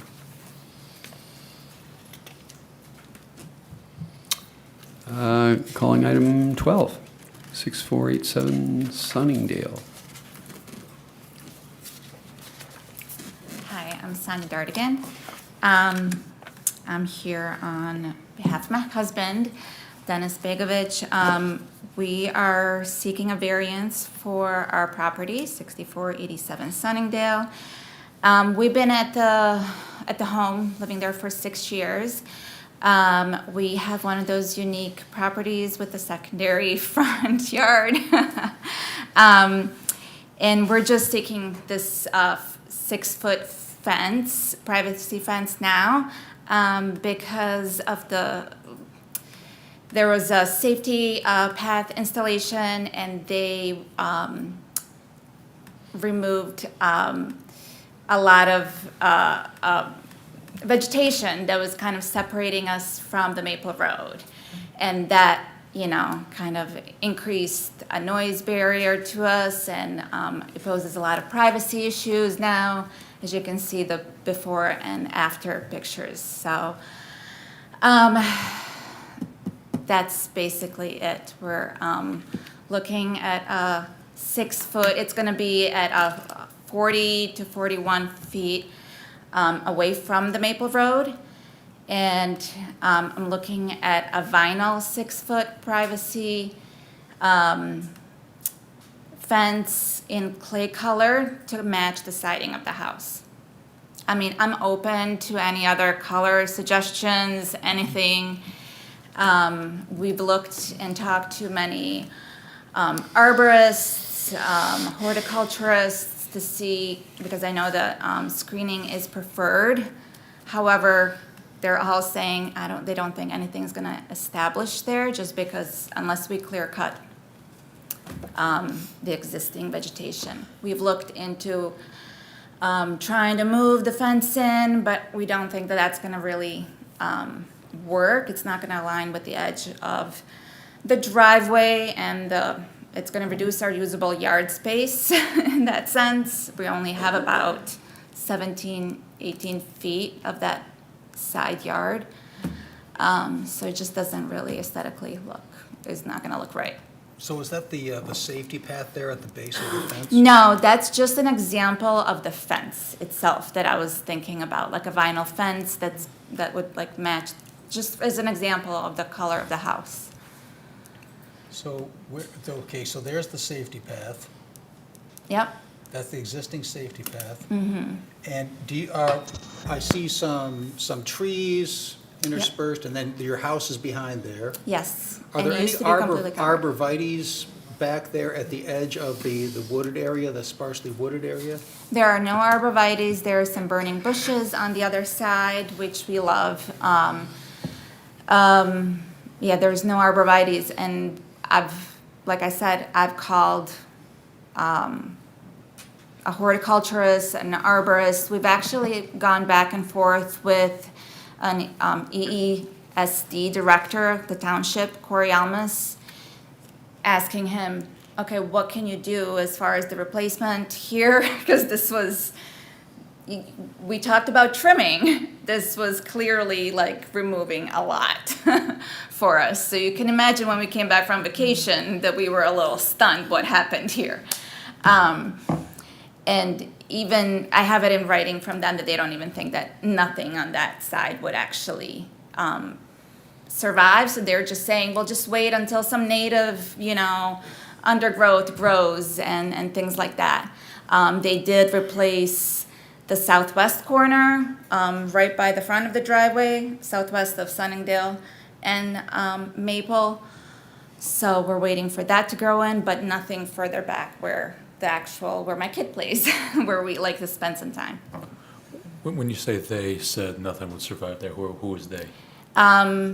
EESD Director Corey Almas, like the township, and So along with the township said arborist that I've, called to just do diligence on my part and make sure that before I came here. So where would the fence be placed then relative to those, in that picture there? Is it going to be on this side of the green foliage that we're seeing, or is it going to be on the house side? It would be on the house side. Okay. So it would be, yeah, if you can kind of zoom in, it would be kind of behind the burning bush, if you see it, like I'll just kind of point it. like right here, it would Okay. start. So it would be pretty hidden. Okay. But And it's, it would also be hidden, because there's that berm. The berm is about 3 feet. So for the significant length of the fence, it would be hidden, that 3 feet would be hidden of it. And so I think towards the back where, there's a little bit of that slope, that's about 18 feet that I, measured, it would just be, that would not be, but there's so much shade there, nothing really grows there. so it's similar to the other request. So this fence doesn't connect to anything. No. You know, on it for privacy or along another busy road, Maple.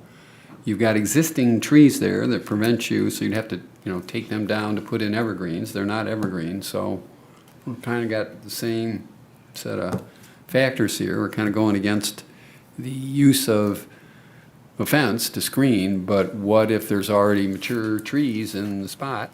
Or, and in this case, we had a safety path that went in that took some of the other vegetation out. Yeah, so, you're trying to preserve the privacy and the effective, safe usage of your yard for your children, and I understand that completely. I'm a parent myself. As far as the color of the fence, one of the things that we're trying to avoid is anything that would attract attention to the fence. We don't want people looking at, like, this fence sticks out. I mean, if it just kind of blends in. So if you could choose whatever color you think would kind of blend in and draw the least attention, that would definitely be the least objectionable to anybody. Yeah, I mean, I'm totally open to that. I just didn't, I was just like, oh, maybe they'll want it to match to the house, I didn't know. So I'm absolutely open to that. That's helpful. Yeah.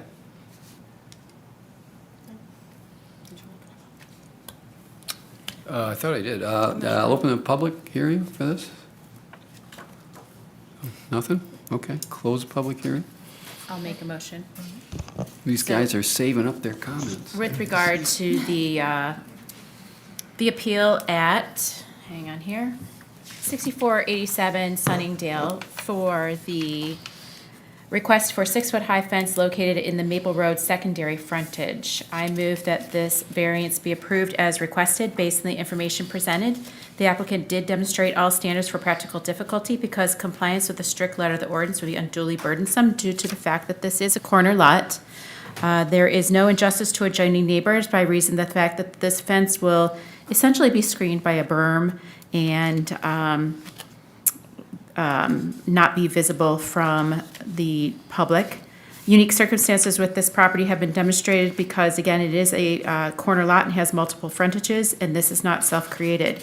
So if approved, the application for all necessary permits must be made within 1 year, and all permits must be obtained prior to installation.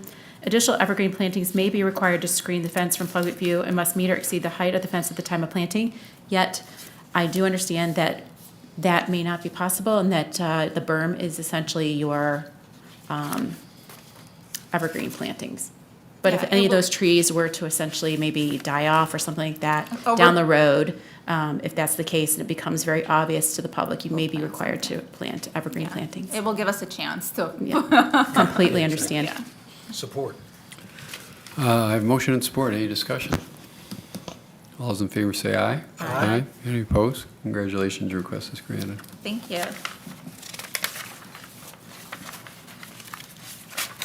Item 13. Another fence.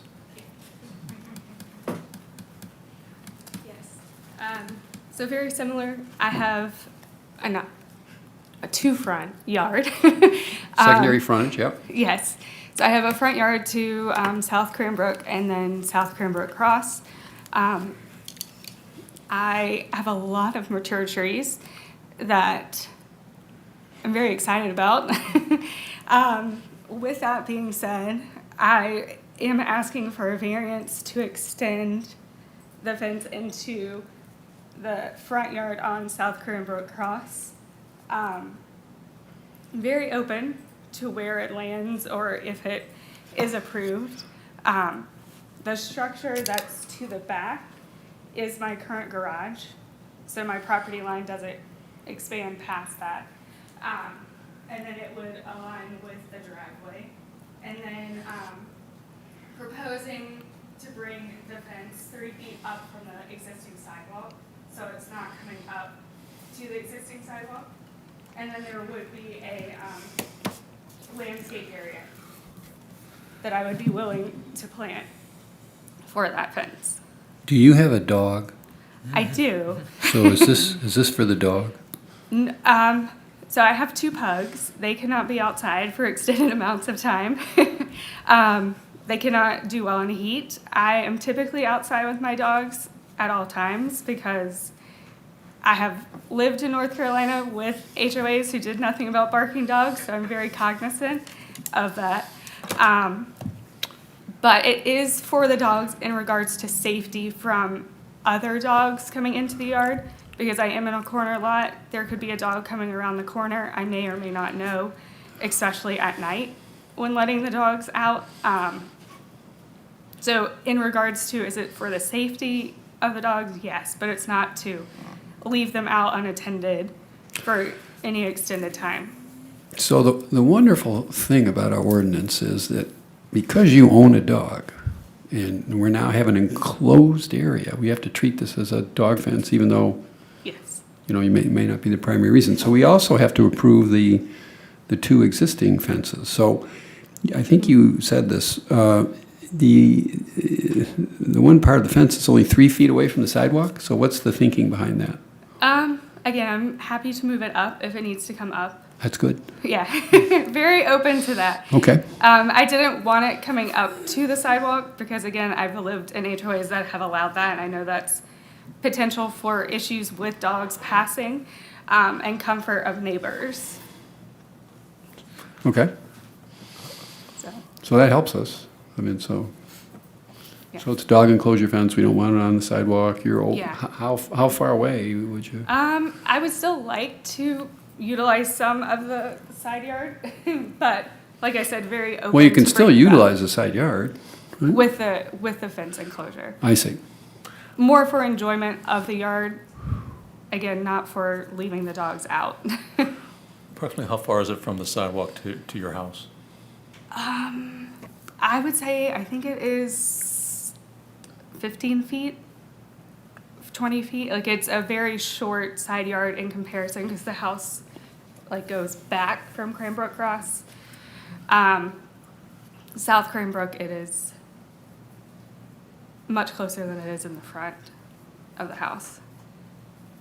See, because on the other side, your fence is right on the property line. Yeah, I'm assuming I did not put that fence in. No, I'm not. So I'm not, but yes. I'm showing you the area that your dog has to work with. There. Yes. Yeah, right. So you got all that other room. Yeah. Yes, I believe so. If not, I have a photo. Yes.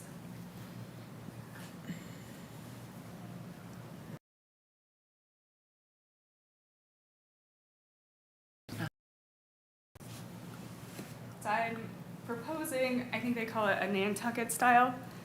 Again, more to keep the dog safe, but understand it may stick out because it would be visible in the yard. Also, definitely open to black aluminum if that's easier to blend with the yard. Your existing fence, is that the same material? The existing fence is chain link. Oh. And it is shielded by very tall evergreens between the neighbors and I.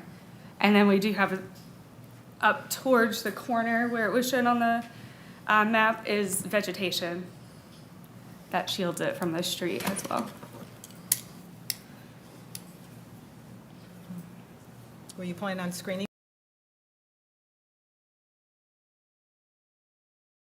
Ever you guys. So waiting, I have a landscaper who's willing to do what's needed.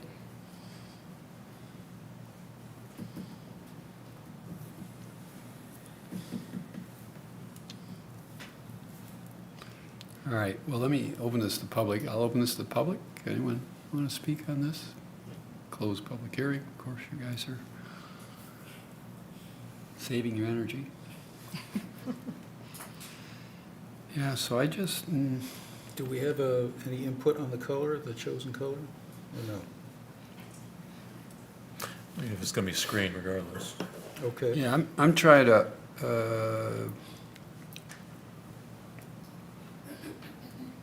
sort of agree on where the fence is gonna be located, right? So it's gonna be off the,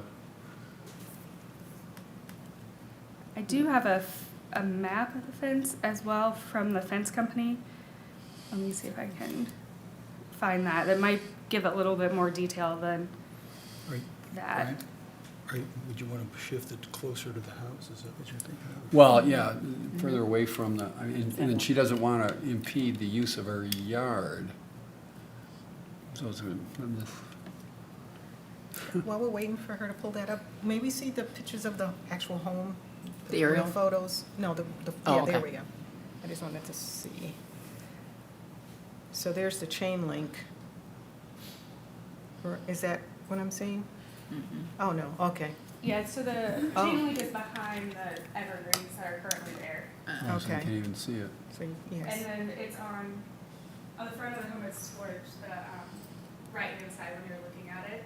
Mhm. So it's very hard to see from the street. And then on the right where it says view to the east, that's where you're thinking of putting? Yes, I would like for it to kind of come up here to the driveway and then around this tree. Because the tree roots will probably impede the fence if I was to move it closer. So that, I would like to go around the tree to provide shade. Could you estimate how far the tree is from the sidewalk? I think it's on, She wants a fence in the front yard. What was that? Is this, it's the fence in the front yard? I'm sorry? Is this in the front yard? No, but she has a frontage, so it's on it's on the side. Is my This is understanding. secondary. Yes, it's So, secondary. but her driveway goes around to the side. yes. So I did have a fence company come out, and it is proposing 30 feet of fence, and that was up 3 feet from the sidewalk. So if that makes sense, So starting at the back of your house, is that the case? No, so this is starting, I have a sidewalk here to a side door. So I was hoping to bring it up, also again, willing to adjust. Just because naturally it would end where the door is, and there's a natural path there. The company that I work with works a lot in Bloomfield, so they know to bring the fence up, so that's where he suggested a minimum of 3 feet, if not more, to accommodate any landscape requests. But as I mentioned, I also didn't want it going because I don't want dogs to meet at a fence. With two So- frontages, oh, go ahead. How would you let the dog out from your house? Is there a door? There is at the back of the house. So I would not be using the side door or front door to let them out. They would go out the back of the home. So with two frontage, where is the front entrance to your home? It is, What would you consider your front Right here. entrance? Right there, okay. yeah, this is the front, and then on their drawing, that would be the back. And so then that drawing where it's on the left, that's the fence, right? Where it says Yes. 30, 58, 20? Yes. Okay. Yes. Can mother talk for me? If you guys go live. So you've been here a long time. Let her come up to the podium, but Yeah, you come have up to come to to the the podium. podium. And you have to give your name. If it helps us with this, Beyond it's much Mom. appreciated. I was gonna say, I think that's the front. Think that's the front?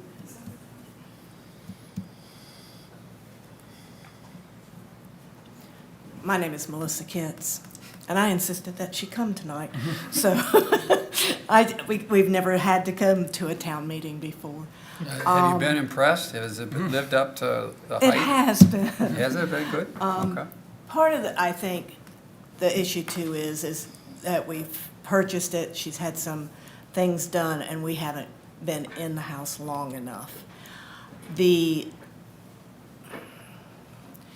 If your desk was the house, the sidewalk is probably not even to the end of those green chairs. It's not that far.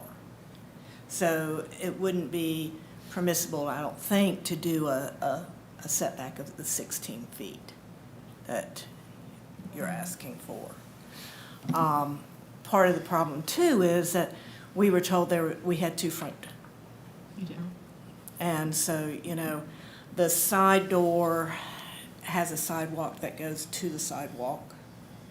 And she was thinking of putting it up to that sidewalk to kind of make a division. So you do have a side door? Yes. Okay. Yes, but it wouldn't be included inside the fence because of neighbors coming, if that makes sense. So there's the back door, if you go back to the picture. I have a question for you. So on that picture, the diagram, if we're able to flip back to that window there, is there a door on that side of the house? The door is right here. Ah, okay. So you're not enclosing the door? No. All right. No. But that's probably why you decided to put the fence there, was so that you could use your door? More guests to use Yeah, the so you could There use was the a door. parking in the driveway, yeah. Okay. That makes sense. All right. Thanks, Mom. I think we get it. So if we make a motion? So, because we got to approve, so you got to approve the fence that's on the property line. And then you got to decide, she asked, again, I don't like getting into the colors, the white fence, kind of very decorative. And then how far off you want to let her go from the, right? She's encroaching 9 feet into the 16-foot, yeah. Well, technically it's a front yard, Yeah. so it's not really a setback. And it is, we have to remember, it is a dog enclosure, so there's a little bit more. Right, you have to get away from this, yeah, so I mean, you could actually give the dog, you could put the fence right here. It would just be a much smaller, I don't know what the access is, but it would be much smaller, if that's all it is for the dog. Right, is that the main reason you're doing this, for the dog? No, it's for enjoyment. Okay, you want. Yeah. So I mean, but for the dog, it'd be a little easier, but now you got to worry about the dog coming too close to the sidewalk. Yes. So, and she said she's willing to. How much would you be willing to pull it in to still allow you to enjoy that space? I could pull it in, I would say like 6 feet, 5 feet up That's what I from was where it thinking. is proposed. So I think in total, if we did the 3 feet for the landscaping and then 5 or 6 feet, it would be 9 feet up from the sidewalk into the side yard. Yeah, I think that'd work. That's what I was thinking. Let's do it. Mr. Chairman, may I make a motion? Sure. As for the permission request, in regard to the appeal at 580 South Cranbrook Road for the accessory structure, I move the request be approved as, is this submitted or? As amended. As amended, yep. Based on the information presented, the applicant did demonstrate compliance with section 42-7.6 standards because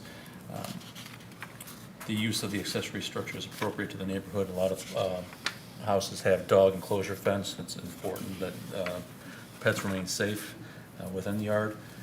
The location of the accessory structure will not hinder or discourage the adjacent use of the property due to the modified setback from the sidewalk. And again, the accessory structure shall be harmonious to the neighborhood, given that a lot of houses have dog enclosure fences. Not for that part, Not just for for that the one. dimensional As variance for for the setbacks. dimensional variance request, in regard to the appeal at 580 South Cranbrook Road for the setback variance, I move the variance be approved as amended based on the information presented. The applicant did demonstrate all the standards of practical difficulty because compliance with the strict letter of the ordinance would be unduly burdensome because, as stated, there are 2 front yards. With this property, there's no injustice to the adjoining neighbors because it, by reason of its 4-foot fence, and it's going to be set even further back from the sidewalk. Unique circumstances of the property have been demonstrated, given that, again, there's 2 front yards, and it's not self-created due to the fact that it's a unique property that has 2 front yards as amended, instead of as submitted, 3 feet from the sidewalk. The applicant has agreed that it will be, what did we say, 8 feet from the sidewalk? 8 feet from the sidewalk. If this motion is approved, the application for all necessary permits must be made within 5 business days for the existing fence.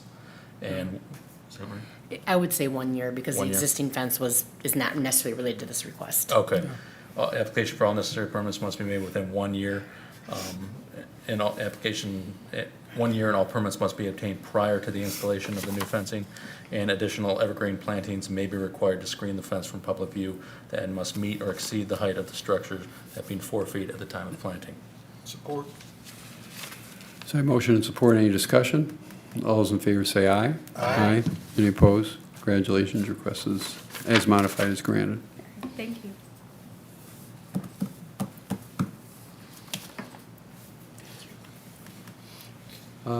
Item 14, another fence. Good evening to the Good zoning evening. board. I'm requesting to be approved for my fence at 350 Concord Place. I'm Patricia McGoy, and I'm the owner. And I'm gonna go from an existing fence that is falling apart, and it's 4 feet, and I'm requesting to bring it up to 6 feet. And there are other neighbors in our complex who do have 6 feet fences already. It's gonna be a pine shadow box, and the HOA has already approved it. And my next door neighbor has approved it, and he's in agreement. I do have a letter of his approval for it right with me tonight. We can take it for the record. Is this your existing fence here, and you're just Yes. gonna make it 2 And feet you tall? can see beyond that fence, 2 houses down, that neighbor does already have a 6-foot fence as well. Well, and obviously, if your HOA approved it, it's kind of standard in the neighborhood. Okay. Open this to the public. No? Okay. Close the public hearing, bring it back. Mr. Chair, I'll make a motion. Okay. With regard to the appeal at 350 Concord Place for the dimensional variance request for a 6-foot-high fence located in the rear yard, I move the variance be approved as requested. Based on information presented, the applicant did demonstrate all standards for practical difficulty because compliance with the strict letter of the ordinance would be unduly burdensome due to the fact it prevents reasonable use of her property. There's no injustice to adjoining neighbors. It is consistent with other homes in the area. The unique circumstances with the property have been demonstrated, once again, that it is essentially an existing fence and she's simply replacing it, and as a result, this is not self-created. If approved, the motion must include application for all necessary permits to be made within 1 year, and all permits must be obtained prior to installation. Additional evergreen plantings may be required to screen the fence from public view and must meet or exceed the height of the structures at the time of planting. I do understand that your HOA probably has already addressed that. And this is in the rear, so, Okay. I mean, doesn't need any privacy bushes or arborvitaes. Thank you. Support. Motion and support. Any discussion? All those in favor say aye. Aye. Any opposed? Congratulations. Your request is Thank granted. you. Thank you for your patience.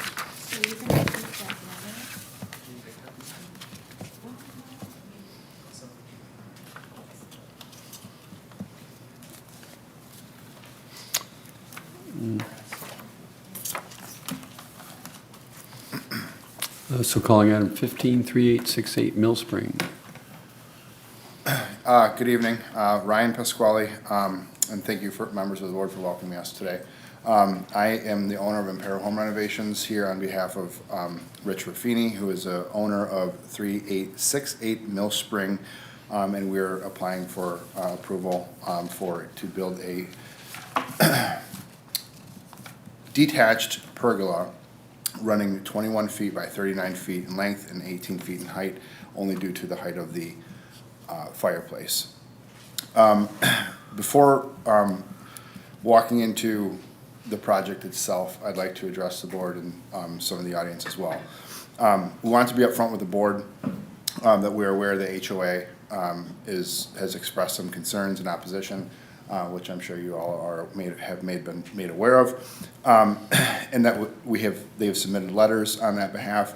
We respect that these are genuinely held views and that we don't dismiss them entirely. We anticipate the HOA will be speaking here tonight in opposition, citing bylaws for accessory structures. We take that seriously as an internal matter, and our conversations with our clients will remain with the HOA directly. We'd also like to note specifically that the HOA, within the HOA, there are many homes that have detached structures, such as pergolas and pool houses within the neighborhood. In fact, I think it's 79 of 360 homes that have accessory structures built into them. Our application, we don't want to reiterate any of those approvals, but it speaks to the general transition of the neighborhood and that the proposed accessory structure that we are considering developing would fit within the community guidelines and architectural elements of the neighborhood. The structure does conform to setback limits provided by the township and the HOA. Screening will be heavily installed to screen the structure from the north neighbor by adding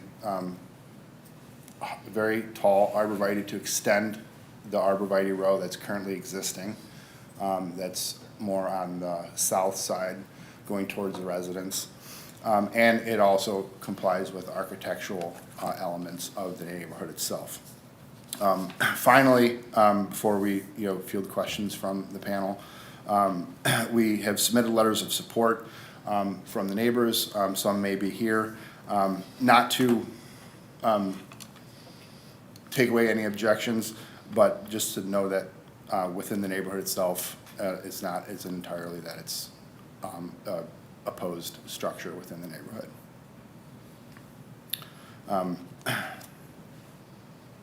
Any questions? Structure. The HOA, we got a letter regarding deed restrictions. Are there deed restrictions that prohibit you from erecting this type of accessory structure? So per the HOA, the HOA files that we found online from the 1950s was that there are no detached structures to the home. However, as I said, throughout the last several years, more homes, and we have documents that we can share. I can hand out because we didn't have time to submit them, showing what type of. Just hold on. So we looked at.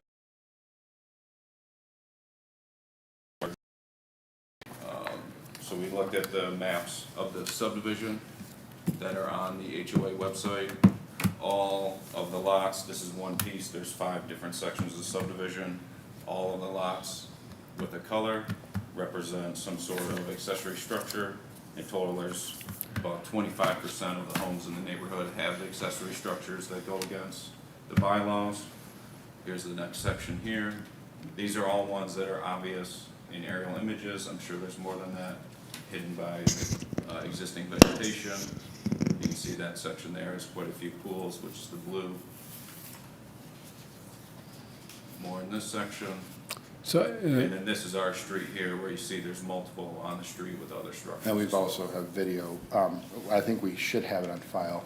If not, I can pull it up, of pool houses and accessory structures that have okay, roof lines above. so those are normal uses. Have you had any direct discussion with the HOA, or is it just a blanket? Our deed restrictions don't allow accessory structures. We don't want any accessory structures, end of story. Is that? I don't believe it has been end of story. I think it's been ongoing, and we've tried to. But I'm saying there hasn't been any, can you make this smaller or move this? It's just no? Is that? Correct. Okay. The way the deeds are written, they do No, not allow any. I'm just asking, I'm not asking about the deeds, I'm asking Yeah. about the discussion with the HOA. Have you had any discussion with the HOA? Mildly, or I would say mildly. Okay, and what was the substance of those discussions? Did they actually That- modify that- anything? They haven't, Smaller? it's not a no, but it is that we have a strict policy against detached structures, and I think Okay. Rich has had a well meeting Yeah, so- with the HOA. All right, so I'll open the public hearing, we'll get it, because I mean, our ordinance is not the same as the HOA. HOA, so. All right, Okay, you don't go through the design, we're good? What's that? We don't need to go through the design or anything, the layout? I'd like to see it just a Yeah. little. Okay. Sure. because you're right. So the structure is 21 foot wide by 39 foot in length. It is a Douglas fir timber structure. The fireplace and the kitchen area will be built out of, to be determined on the size of stone and brick with limestone that will conform to the general nature of the home. It is at least 10 feet away from the house. It conforms with all setback limits. It will be open air, so there's no dividing walls other than the fireplace that's blocking views from any kind of sight lines. It is all in the backyard, that it's running alongside of the side of the house, the most north side of the house. We are raising elevation to help with drainage and usability of the backyard. There will be a prefab hot tub that is off to the west of the pergola, outside of the pergola, and all of the landscape material will be done by Dual himself. What's the size of the lot? 3/4 of an acre. What's the height at the peak of the wooden structure? Of the peak of the ridge, Yeah. 15 foot 7. 15 what? 15 foot 7 inches. Okay. I don't think that's in the chimney. I don't know if that's to the chimney though. You're saying to the chimney is to the? 18. Is to the 18 feet? Yeah. Okay. Yeah, that's all I was asking you. Was there any discussion? Like, hey, 17 could foot you lower 7. the chimney or bring the roof down? There wasn't We any. are open to those. But I'm saying that there hasn't been any discussion with the HOA on that. No. Okay. Any other questions from the board? So I'm just saying, I just wondered if there was any Sure. dialogue back and forth. I'll open this to the public. Anyone here from the? Okay.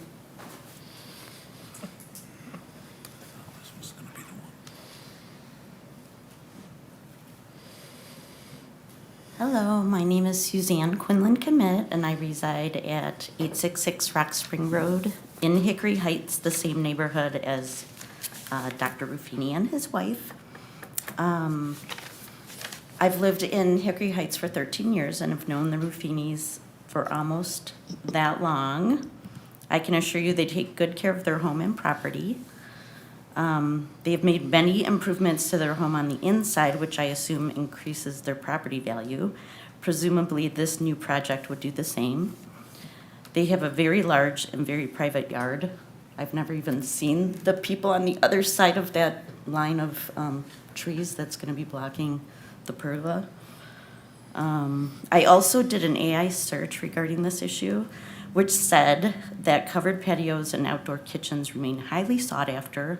Designers report that over 78% of homeowners want a seamless indoor-outdoor transition, with covered patios cited as a top feature by experts. You know, AI consulted with us before they gave that answer, because that's what our experience has been, is people like outdoor stuff. Yes, and the main reason for this continued popularity is extended usability. So especially in Michigan, you can use it in any kind of weather, except maybe extreme snowy weather. Since this is a current trend, it would likely increase the property and resale value of their home, and in my opinion, would also modernize the property and subsequently better the neighborhood. So I would say this project is an asset to the township and should be approved. Thank you very much, and thank you for your patience. Does anyone else like to speak? What's that? Couple hours? Well, maybe, but good evening. Hi, my name is Chris Costas. I'm also a resident at Hickory Heights. Civil engineer by trade. I'm a licensed PE as well. And I have to appreciate the board's patience and knowledge of the ordinances. I've seen a lot of great layouts today and some so-so sketches. So applying all your knowledge to some of this and making sense out of it is something else. But as you can see here, though, I think this is a well thought out plan. Seen a lot of architectural, civil, or even landscape stuff through my career, and I think this one's pretty well thought out. I am familiar with this space over here, and I do also believe, like Susie says, enhances your experience in this area. I think Ruffini's have done a great job with the existing space, and this would be a great addition to that. Thanks very much. Okay. Is there anyone else that'd like to speak on this?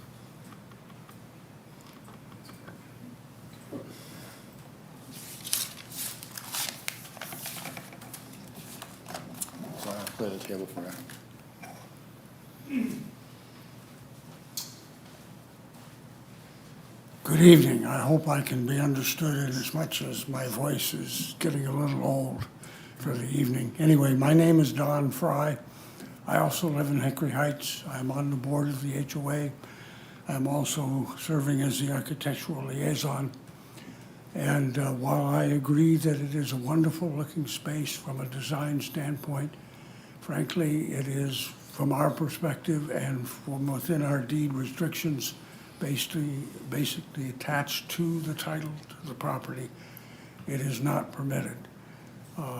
It's a great idea. I just don't think that it's quite the neighborhood to put this in, and it certainly is, regardless of what the additional findings suggest, it is unique in the neighborhood. There is nothing of this size or scope existing in the neighborhood. There are pool houses, there are some freestanding pergolas, most of which were installed without permits and without permission. And there is one other pergola that is actually attached to the back of the house, which therefore removes it from being an accessory structure. Thank you very much. Thank you. Is there anyone else that'd like to speak?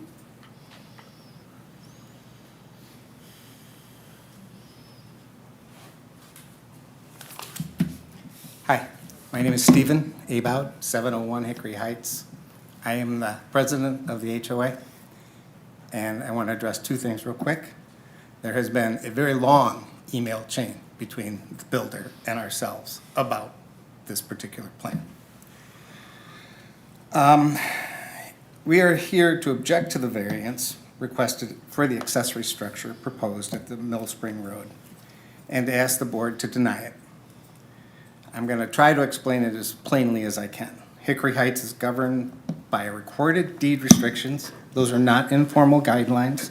They are recorded in the Oakland County records. They were formally preserved by a notice recorded on March 24th, or March 2024, under Michigan's Marketable Record Title Act. They are current, and they are not they are enforceable against every lot in the subdivision. Those restrictions are specific about what may be built. They allow one single-family dwelling, a garage, and a fence. And then they say in plain words that no structure other than the dwelling and the garage shall be erected, except a fence. By naming a garage and a fence as the only addition, it closes a circle. A detached pavilion is not inside that circle. The restrictions also require something else before any structure is built. The owner must submit plans, receive the association's written approval. That approval has not been given here. Now, what is actually proposed, the plan shows a detached, open-air pavilion, roughly 39 by 21 feet, standing on masonry columns with full height, stone fireplace, chimney, mounted television, complete outdoor kitchen, and a spa. That is not a patio. That is a building. Consider the scale. This structure is 3 times larger than anything you guys have seen tonight alone. And it adds, it's a massive overbuild in a residential area. The owner intends to add fans and heaters so he can use it for 3 seasons out of the year. The detail tells you what it really is. A patio does not need heaters. It doesn't need roof, column, conditioned, 3-season space is a building meant to be lived in. If the owner wants year-round conditioned space of this size, the honest way to build it is part of a house, a new wing, enclosed with windows or sliding doors that you walk through, not an oversized accessory dropped in the yard. Framed either way, it's a building, and our restrictions permit only the dwelling and a garage and a fence. I want to be fair to the owner. We are not opposed to him improving his property. We tried to find a path forward. There's a long email chain that said that. I told him directly, make it a hardscape, a patio, add grade, outdoor kitchen, fire pit. You do not have, if you do that, you don't have any issues with us. But the board cannot approve are the columns and the chimney and the fireplace and the TV stand. We can't do that. Even when asked, could you put an awning over it? He said no. That wouldn't work. Also, he says that a large structure like this is going to raise property values and make the neighborhood more desirable. With respect, the value of Hickory Heights comes from the restrictions being applied evenly every lot, every year after year. The board is not here to judge everyone's tastes. We're only here to apply the same rules to this lot that bind every other homeowner. That's why it matters in this decision. A variance addresses the township's ordinances. It does not and cannot override a private deed restriction. If this board grants the variance, it will not make the structure permissible. It will only hand the homeowner a township permit for something that the covenants prohibit. And place him in direct conflict with his own association. Denying a variance avoids that. Finally, consistency. A comparable detached structure was proposed elsewhere in Hickory Heights. The association did not approve it, and this board denied it after neighbors objected. The same reasoning applies here. For all these reasons, the board of directors and the property owners of Hickory Heights respectfully ask you to deny the variance. Thank you for your time. I'm glad to answer any questions. So so there's a back and forth on this. So is the objection that it's an accessory structure? Oh, yeah, it's way overbuilt. Yeah. And so if it was attached to the house, so if it's that size and was attached to the house, would it be okay? It wouldn't be an accessory structure. I'm not going to say it's going to be okay. But I'm just trying to understand what your objection. Your objection is to the scale of it, but only because it's not attached to the house. Right. Okay. I mean, you attach it to the house, it's not an accessory structure. Then it becomes a wing of the house, right? Right. Okay. Thanks. Is there anybody else who'd like to speak?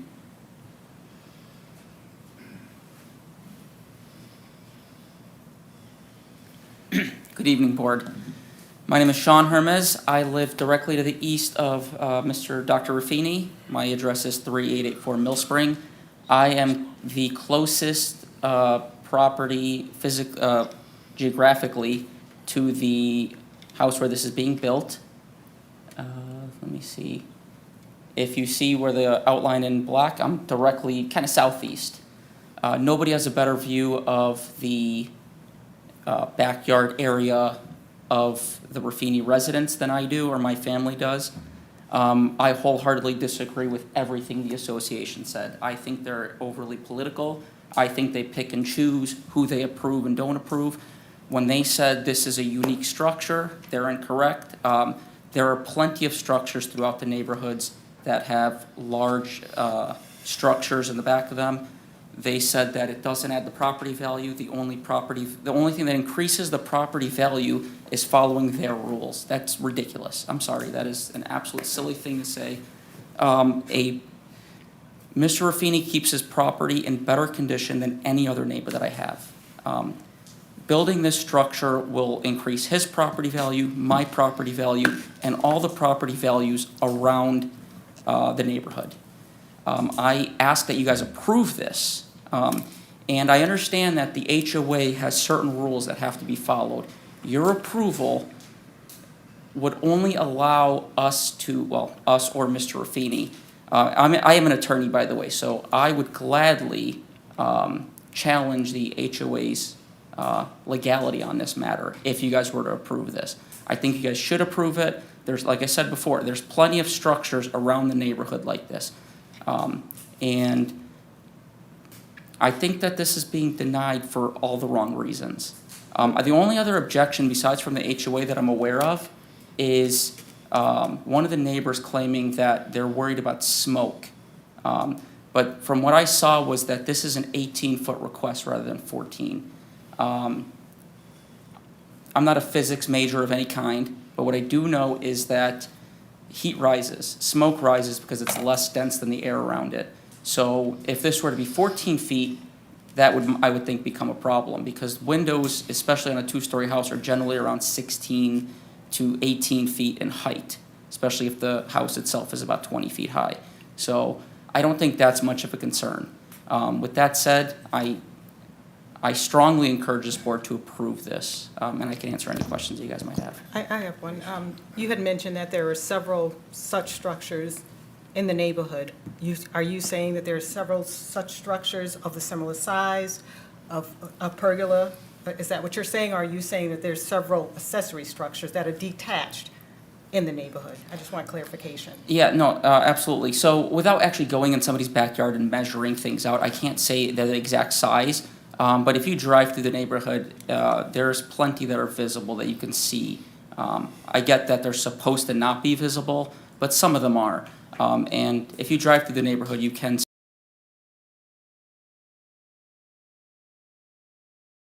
what it looks like. But there are other accessory structures that don't seem to be attached to properties in other people's backyards. And I've only seen them by driving through neighborhoods, not that I'm going around looking for them. So, yeah. I have a question for the speaker.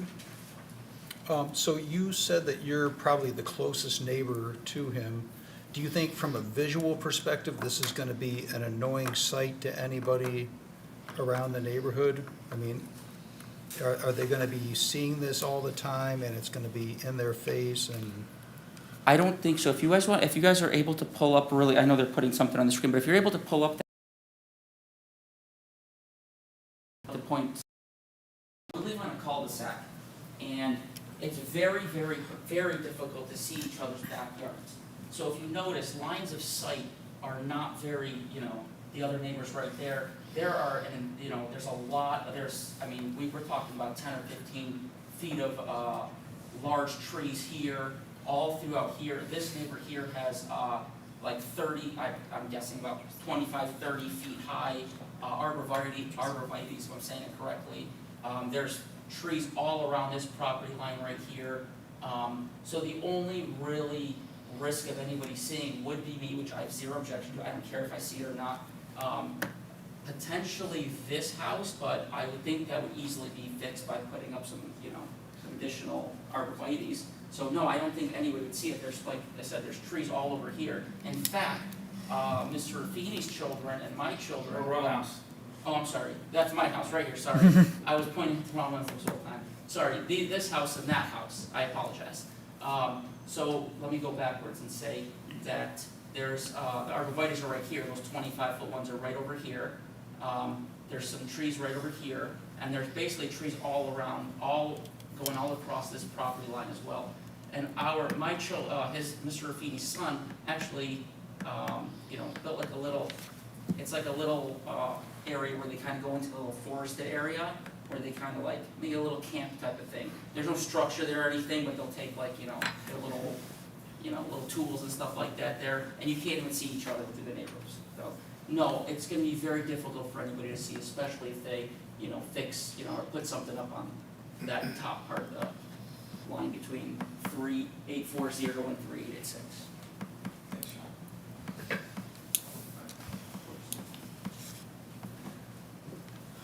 Thanks very much. Is there anyone else that'd like to speak? So I'm going to close the public hearing.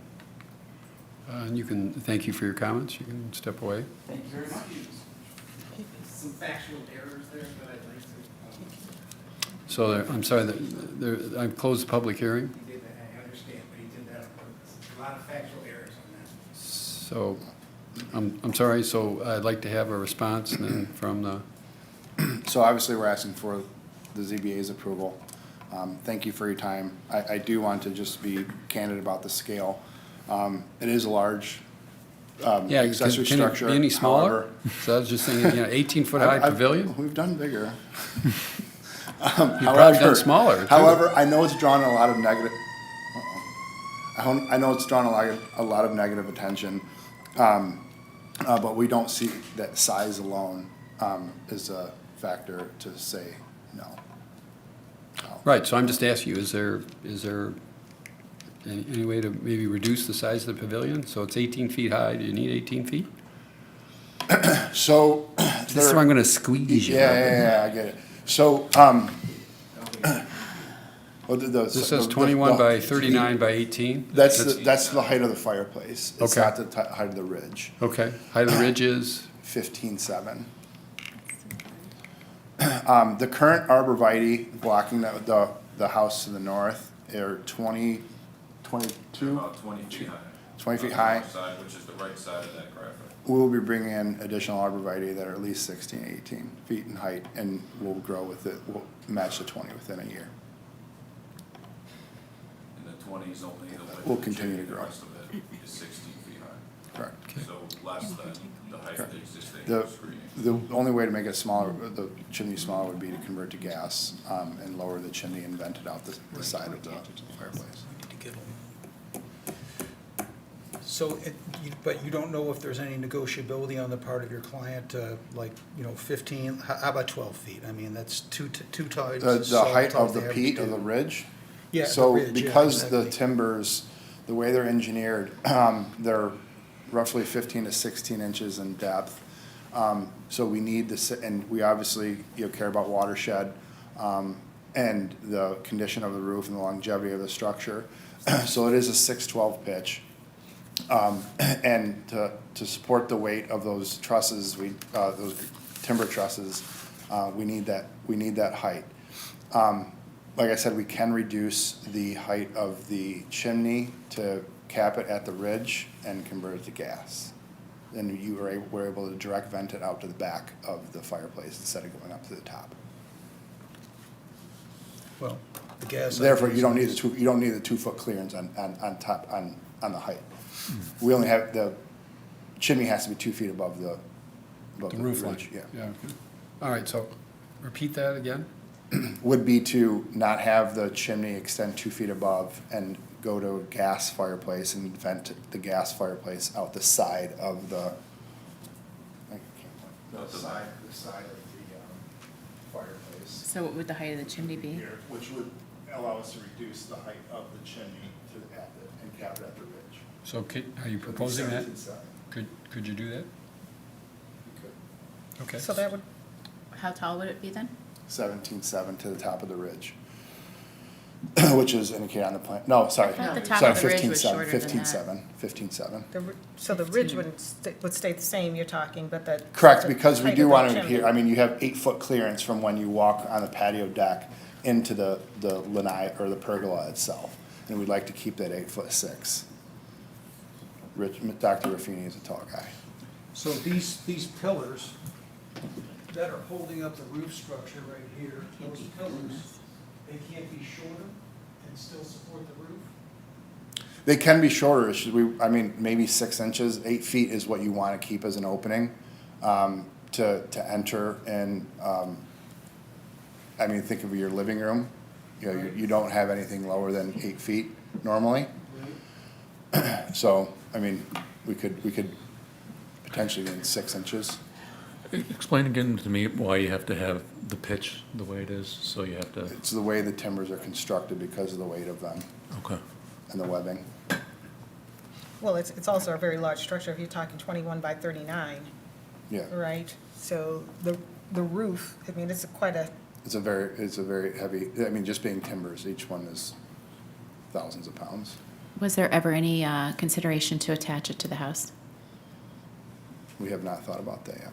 Okay, just curious. I mean, Well, there- the there only are- downside the from reason- that, from constructing There it are is- other structures in the township that are, I just want to say similar in size, but have been attached to the house. Correct. I have a hard time blatantly going against the deed. I mean, I'm trying to work with you, trying to get, you deserve to be able to use your property the way you want to.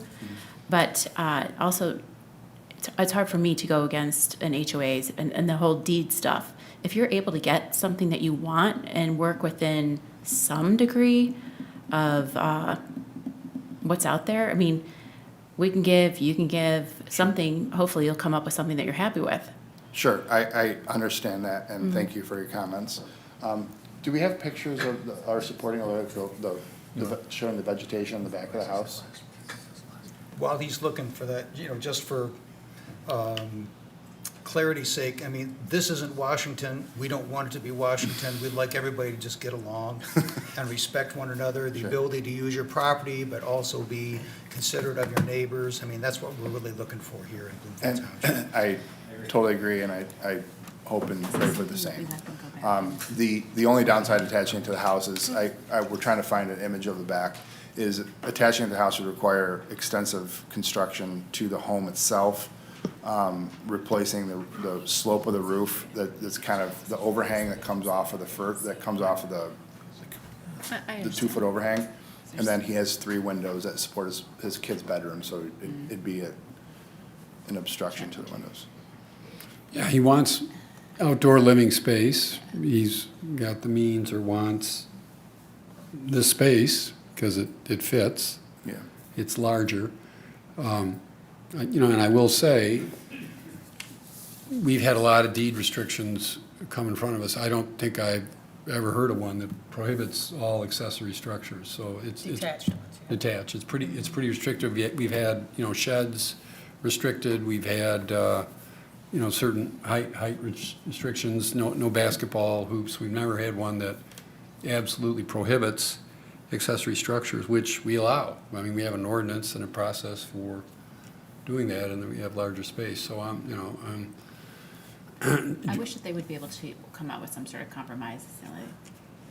I'm sure. We'd have a much easier time approving it if we knew that we had consensus here. Well, that's why I was asking. I don't know what the exchange was. It's, the president of the association, said there was some dialogue on it, but I don't know if it was like, because believe me, I've been involved in a lot of negotiations over my career, proposal A is here and the other proposal's here, and they're really not that close. I don't know if there was much effort to sort of get. There was an ask for permission and just an ask for clarity on my end for the restrictions. And each of his emails, he kind of ended it with, let's see here. Because I'll just say, I don't feel an obligation to help the association enforce its restrictions. At the same time, the scale of this is pretty big. That's all. So those are sort of 2 observations I'd share with you in trying to make this work. And I don't want to build it for you. I don't want to, if you're saying, and the comment was it was connected, no objection, which seems now you're not really objecting to the scale of it, because you're just, it's not that far away from the house, but it's then kind of going back to, want to make sure that the restrictions are enforced, so. Is this something where we would table it and let them, give them the opportunity to do this? I don't know if, here's what I'd say. Because you're here, I'll just give you this, and the president's here. We're going to take another matter. You guys go out and talk in the hall. If there's any hope of further dialogue, maybe we'll do it, but tell us what progress you make, so why don't we postpone this to the end of the hearing? Let them talk now, because I don't know that there's a good foundation here, but And I agree with you. I mean, in each of his emails, his lengthy emails to me, it states, nothing of this is meant to close off a conversation. So he's been, very, welcome to input. It's just, it seems to be that the deed restriction, in their view, circumvents the townships. right, because if the position is can't have an accessory structure, then your only option would be to attach it, which I don't know that. Which makes things more expensive. Yeah, isn't it? we're just saying you don't want to do that. And one note on attaching it, if the square footage and scale of the whole thing is appropriate for the township and comply with lot coverage and square footage of the house and regulations of coverage in the rear yard specifically. So in terms of scale, it is appropriate for the size of the lot. That's a good point. So it's just scale as interpretation. Yeah. Right. For this specific site. Well, and yeah, in the neighborhood that you're in and everything that surrounds it, which isn't, I mean, if you look at it, he backs up to Squirrel Road, he is on a cul-de-sac, there's. And there's many projects in the township that dwarf the scale of this home and property. I've worked on many of them. We've got. Oh, I haven't seen all, I don't know if there's many. And that's why I made the comment that. Yeah, my memory's bad, so maybe I don't remember. That's why I said the size can't, be the deterring factor, because it still conforms with all the township's ordinances and compliance, rules and regulations, and that's why I want to show these pictures on the screen, because from what we could see from driving on the road, there are. What? I was listening to what you were going to say. And then Ed jumped in. He's ready to he's chomping at the bit to make a motion. Oh, do you want to make a motion? Yes, I'd like to make a motion that we defer this to the end of our meeting to allow an opportunity for these individuals to discuss, to see if we've got some common ground that would help us reach consensus, not only amongst themselves, but with the board to allow this to move forward or get other direction. Okay, but unless they come back, I think we got to make a decision tonight, unless they come back with some sort of, yeah. What's that? I guess my thought would be that I'm not sure that the next few minutes is going to address, but. Well, unless they feel like there could be some further productive, right, and then we'd have to come back and make a decision one way or the other. But I guess,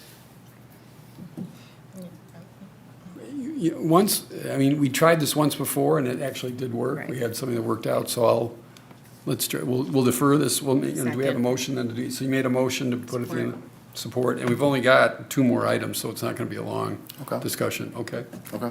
So we're going to defer this to the end of the meeting, and then we'll bring you back after you talk. Thanks, that's a good idea. Okay. Take a vote on this. Yes. Okay, I'm sorry. All those in favor? Aye. Aye. Any opposed? Okay.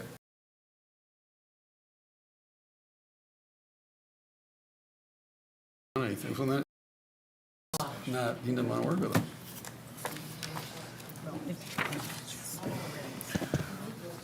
Item 17, 443 Fox River.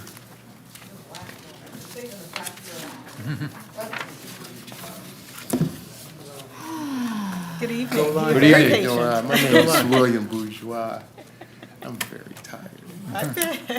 I'm the resident at 443 Fox River Drive. I'm here to get your approval for the variance of a gazebo that's been existing for at least 3 years, over 3 years. I've done my best to work with the zoning board by adding more trees around the existing gazebo. Those trees, within a certain period of time, they will grow at least 15 to 20 feet. And also on the outside, I have a berm where I have ornament grass. And they will grow as far as 4 to 6 feet from the road. The structure itself kind of blends in with the home. I'm just asking you guys for approval that it remain in place.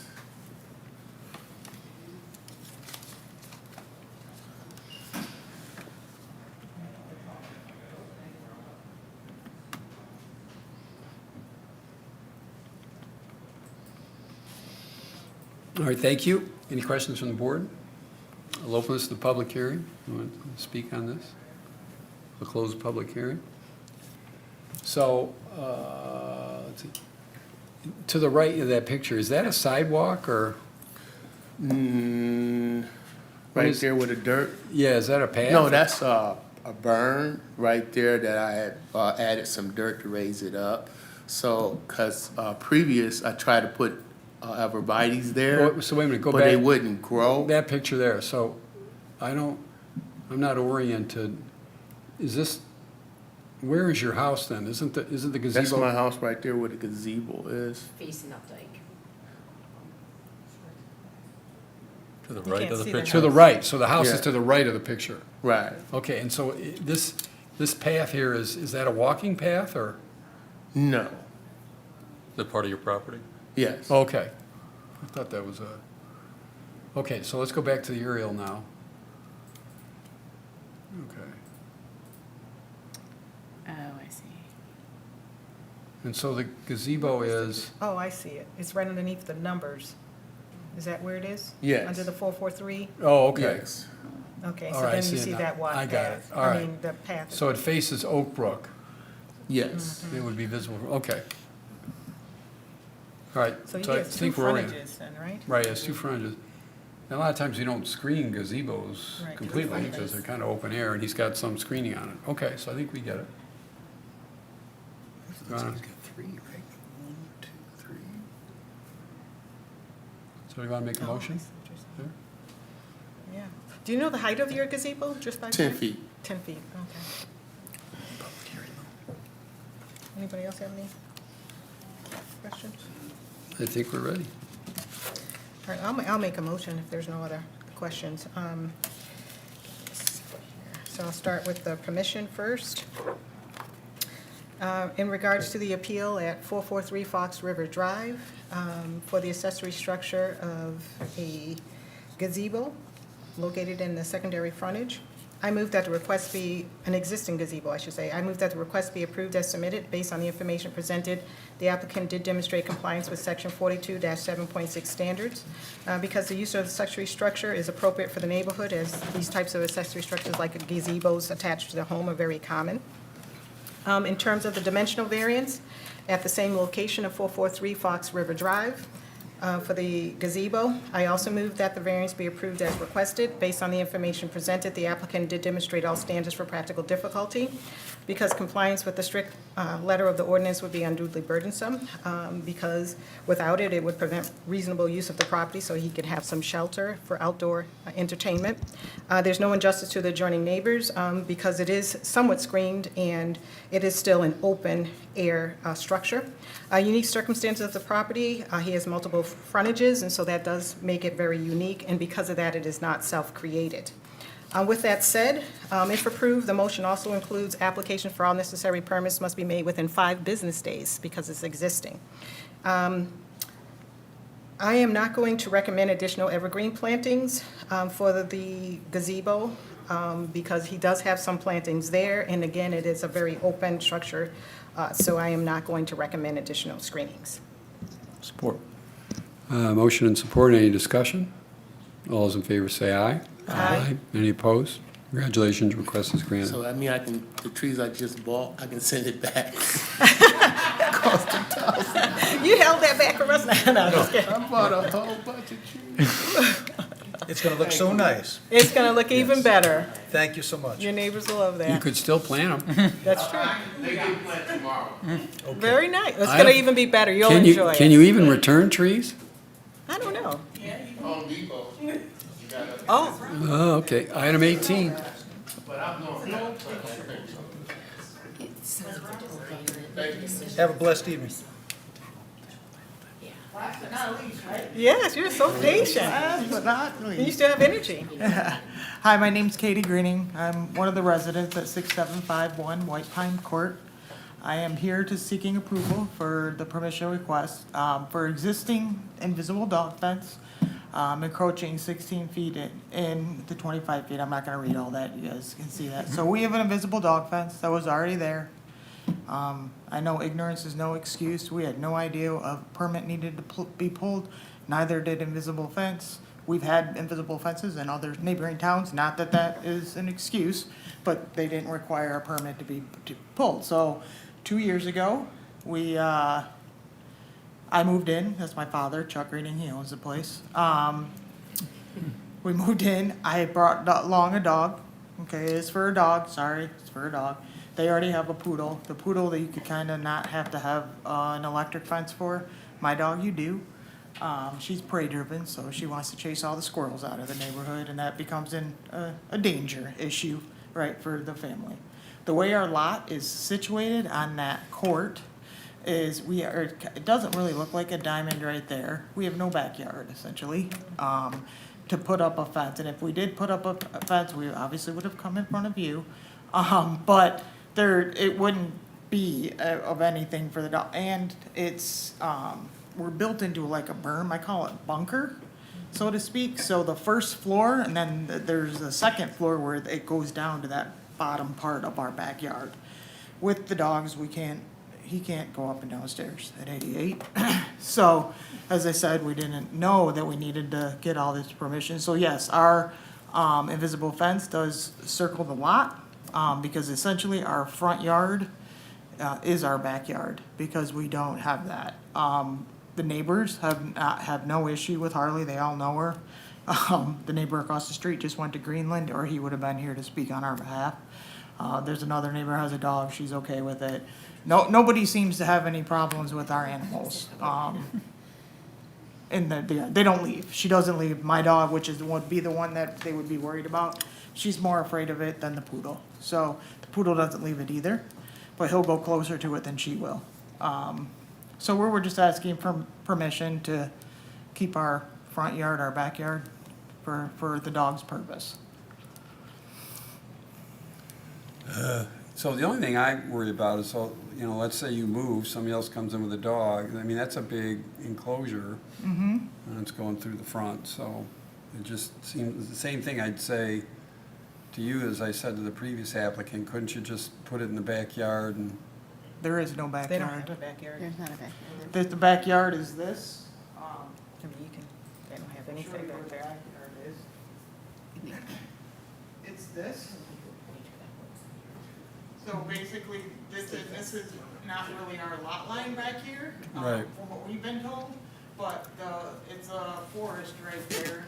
There is no backyard to put up a fence to, and that would also be downstairs if you have to go downstairs. You can't do stairs. Okay, so even if we, treated that as your front yard, you're still encroaching into the setbacks. Oh, yeah, we're encroaching. We didn't realize that there was Right, so encroachment. that's all I'm Because saying. there wasn't, if we were to do it by, with all due respect, if we were to do it by your encroachments, the invisible fence would be in our house. Because we don't have, I mean, The it's. size of the lot. Yeah, and you have two frontages too as well, right? Yeah, I mean, we would, the invisible fence would literally be in the middle of our house. It's not a lot to work with.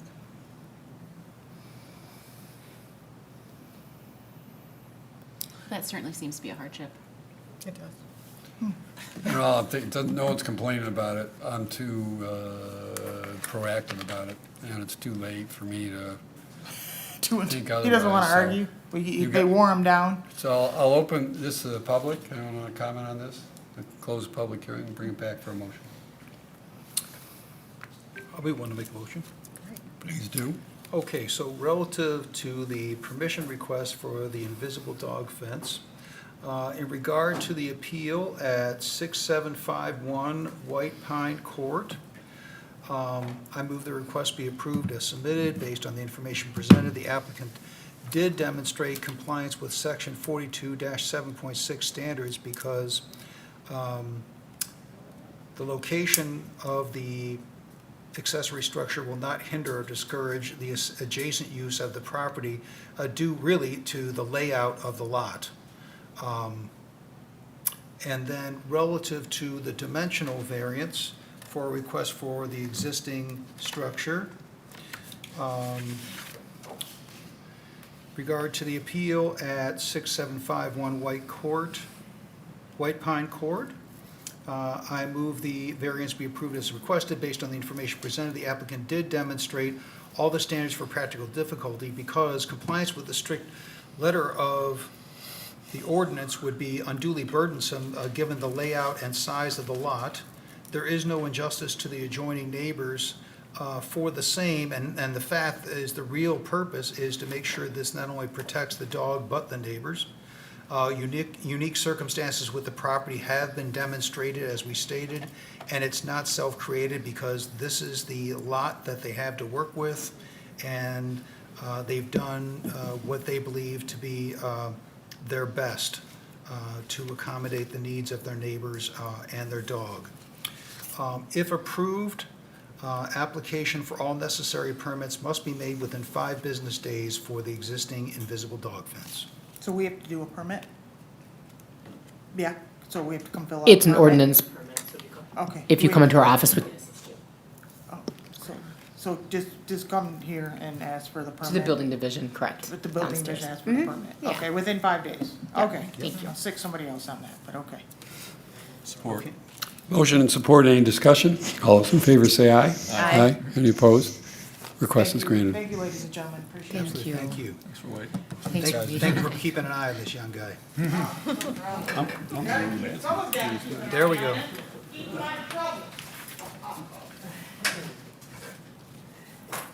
Okay, so,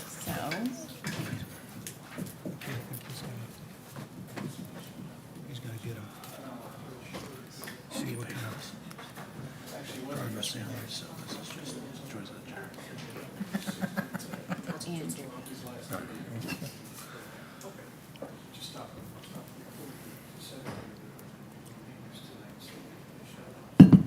well, it seems like they should be coming in pretty soon. Otherwise, we could, Sneak out the back. I know we don't want to table it.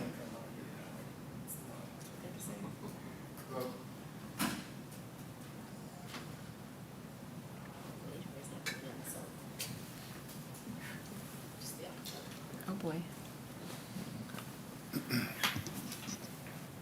Just gonna wait for the chair. Yeah, no problem. It's been a long night. Yeah.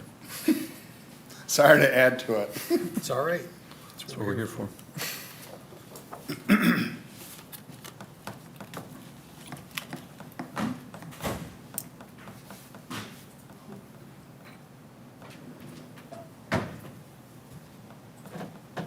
Okay, they're back, Mr. Chair.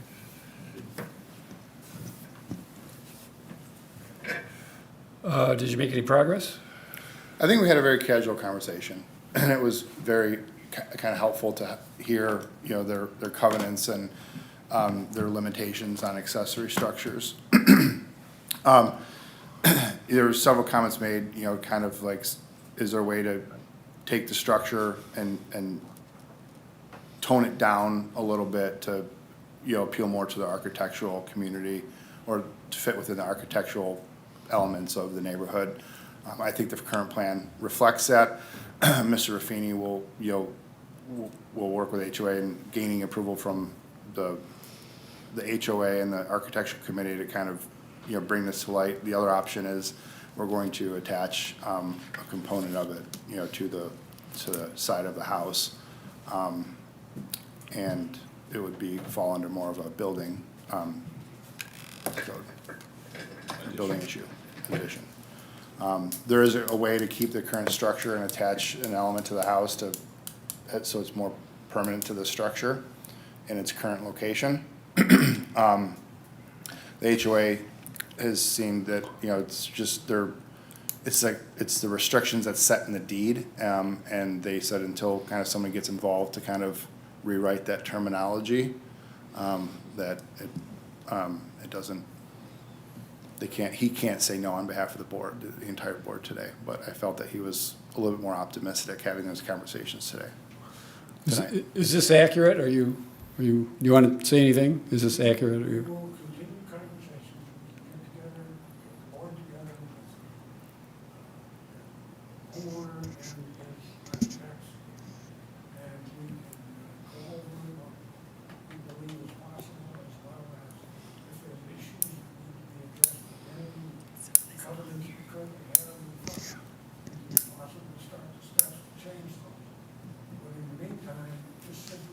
something because the covenant's wrong. Doesn't strike us to be being corrected by fact check. Start.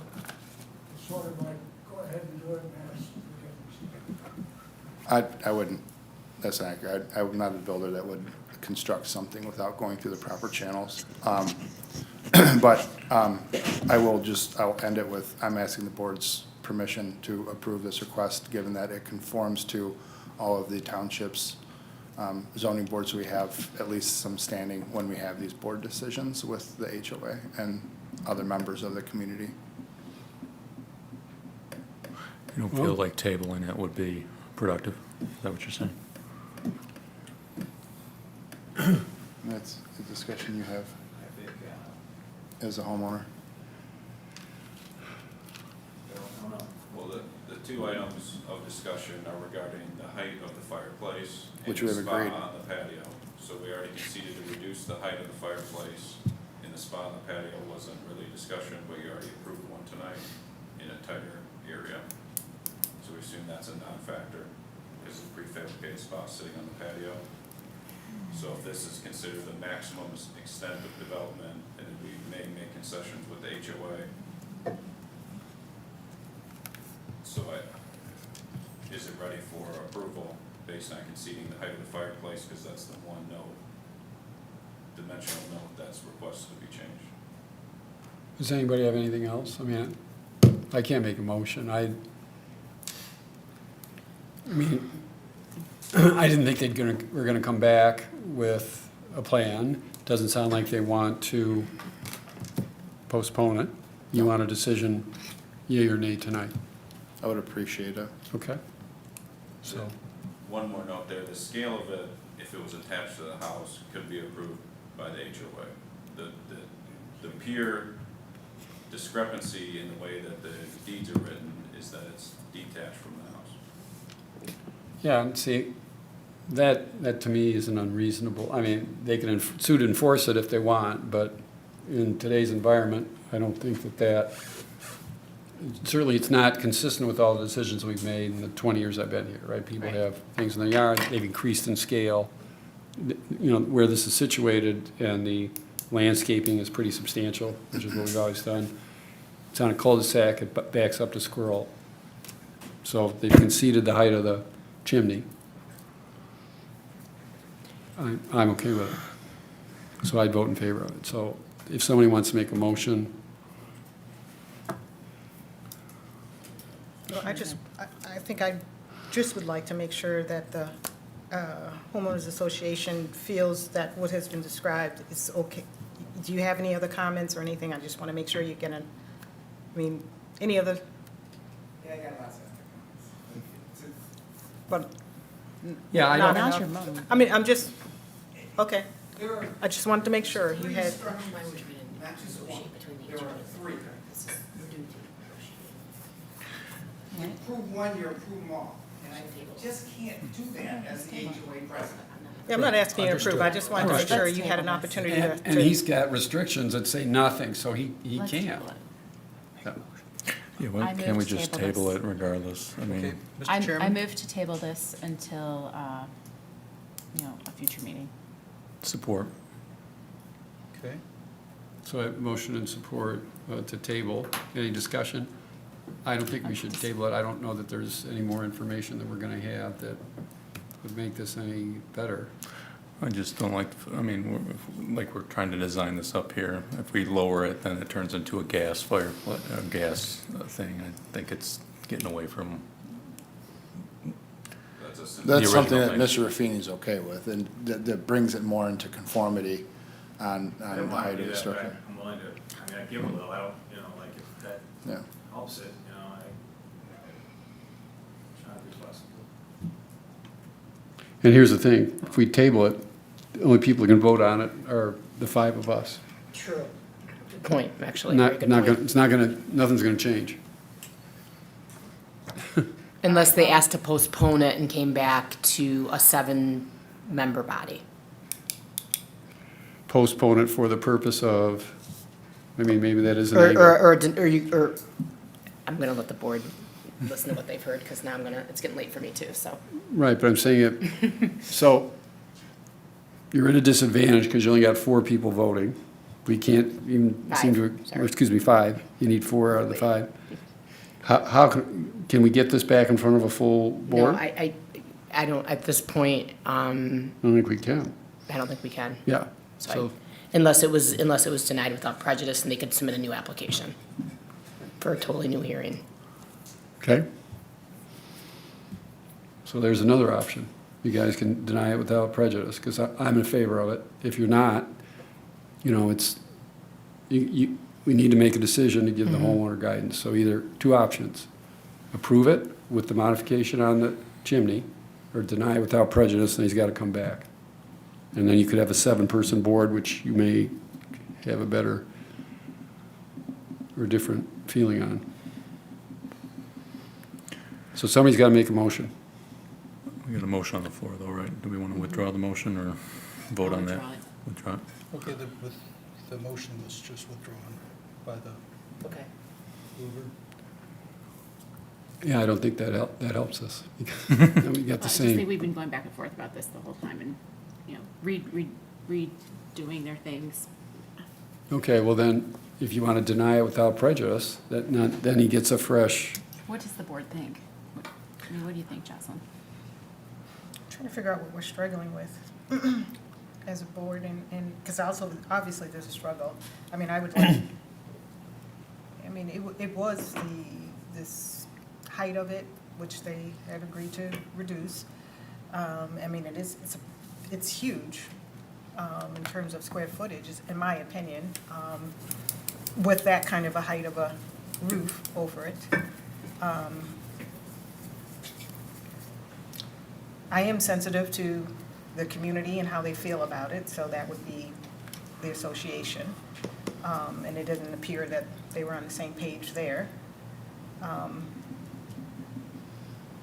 So I'm kind of not quite sure. I was looking forward to it being postponed so I could think about it. well, then why But- don't we make a motion to deny it without prejudice?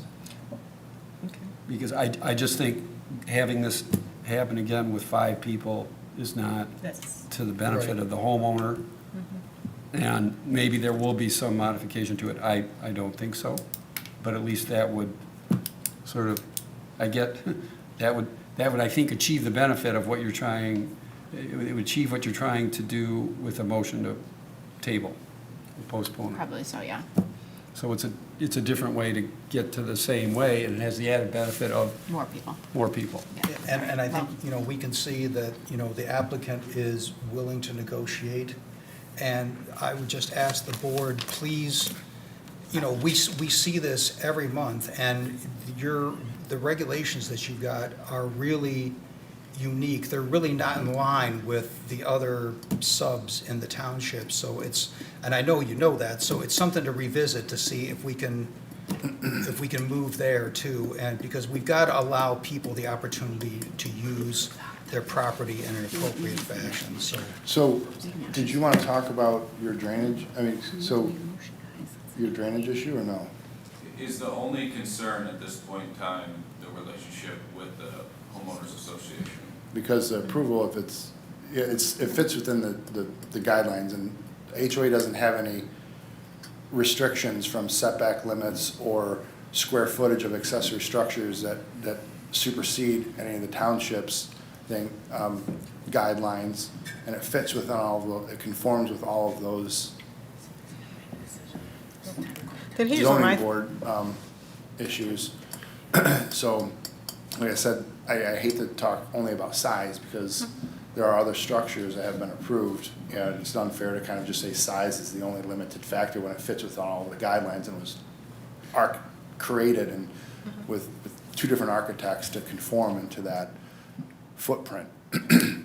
The only thing I can say is that the size for this neighborhood seems to be a little larger than most. That's the only thing. And then he has drainage from his neighbor on the north, as well as squirrel. He's had oil spills from other things, so this addition allows him to use his yard 100% of the time versus 40%, because he has videos and images of his yard and his next door neighbor being flooded throughout the spring and in the fall, because of the water runoff from three sides. So in any event, this allows him to better enjoy his space. Well, I have a thought, because actually I just changed my thinking, because it sounds like as the homeowner and you representing him, that you would like to have a decision tonight. That's what I'm hearing. So. And I do think we can make progress with the HOA. I think we should vote on it and people vote the way they wish. So, but what, vote on what? What are we voting on? Well, We okay. need a motion? For the motion? Okay, that's Yeah. right, no one has made a motion. Yep. So, I'm willing to make a motion. Okay. So, there's no other discussions, we're going back to 15, right? Correct. Mill Spring. Well, but, okay. Yes, go ahead. What is your motion going to say? Are you voting, are you, I would like to make a motion to approve it with an amendment of the reduced height that he had suggested, of the chimney coming down. okay? That's what I would, And so would you vote for that? And the gas? and, well, whatever if he has to Yeah. reduce it, he has to decide I don't know. what would Yeah. that require, because I'm not technically equipped to say it has to be gas. It has to be, Big for because the it can, neighborhood. for natural burning, it has to And be then, 22. Ed, would you vote for that? So, I would, okay, because I'm so, hoping that we'll get Okay, some so, more okay, so, well, I consensus. mean, I'm not gonna screw the deal. What about Brian? okay. I support. All right, well, I just want to make sure, because otherwise we should have a motion to deny without prejudice. All right, go make the motion then. Fine. Okay. So, I will start with the permission request first at 3868 Mill Spring Road. I'm sorry? Keep going. Oh, okay. For the pavilion with a wood-burning fireplace and spa, I moved that the request be approved as amended. Based on the information presented, the applicant did demonstrate compliance with section 42-7.6 standards because the accessory structure should be more harmonious to the neighborhood, given that the applicant has agreed to reduce the height of it. In terms of the dimensional variance at 3868 Mill Spring Road for a 21 by 39-foot reduced height pavilion of 16? Is it, because it's 18? Yeah, it was 15.7. 15.7, okay. From the peak. And the chimney is? Was 18. Was Or 18. 17, it was like 17.9 or something like that on the prints. Okay, and you're going to reduce it by To the height, so 15.7. 15.7? Yeah, so Okay. that's good. So as amended with the reduced height of the chimney to 15.7 to meet the peak of the pavilion. I move that the variance be approved as requested based on the information presented. The applicant did demonstrate all standards for practical difficulty because compliance with the strict letter of the ordinance would be unduly burdensome. Because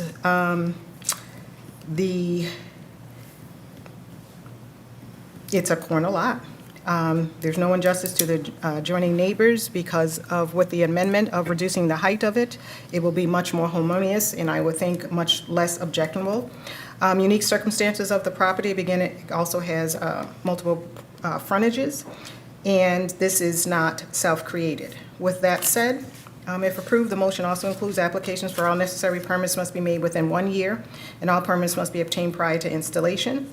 Additional evergreens may be required to screen the accessory structure from public view, and must meet or exceed the height of the structure at the time of planting. Did you address the spa? I did not address the spa. I didn't have that in my. Okay, and the permission request at 3883, 68, thank you, I'm just going from memory, for the spa as well. I move that that be approved as submitted based on the information presented applicant to demonstrate compliance with section 42-7.6 standards because the use of accessory structure is appropriate for the neighborhood as spas are very common. And if approved, also, the applications for those necessary permits must be made within 1 year and all permits must be obtained prior to installation. And I'm not sure if the spa needs to be planting, but I'm including that as part of the overall project with the additional screening. Yeah, they have substantial screening around the whole thing. Just to make sure that it's screened from public view. Okay, support. I have a motion and support. Is there any discussion? All those in favor say aye. Aye. Thank you. Any opposed? Congratulations, your request as modified is granted. Thank you. Do I have a motion to adjourn? Yes. So moved. Support. All those in favor? Aye. Aye, aye, aye. We're adjourned.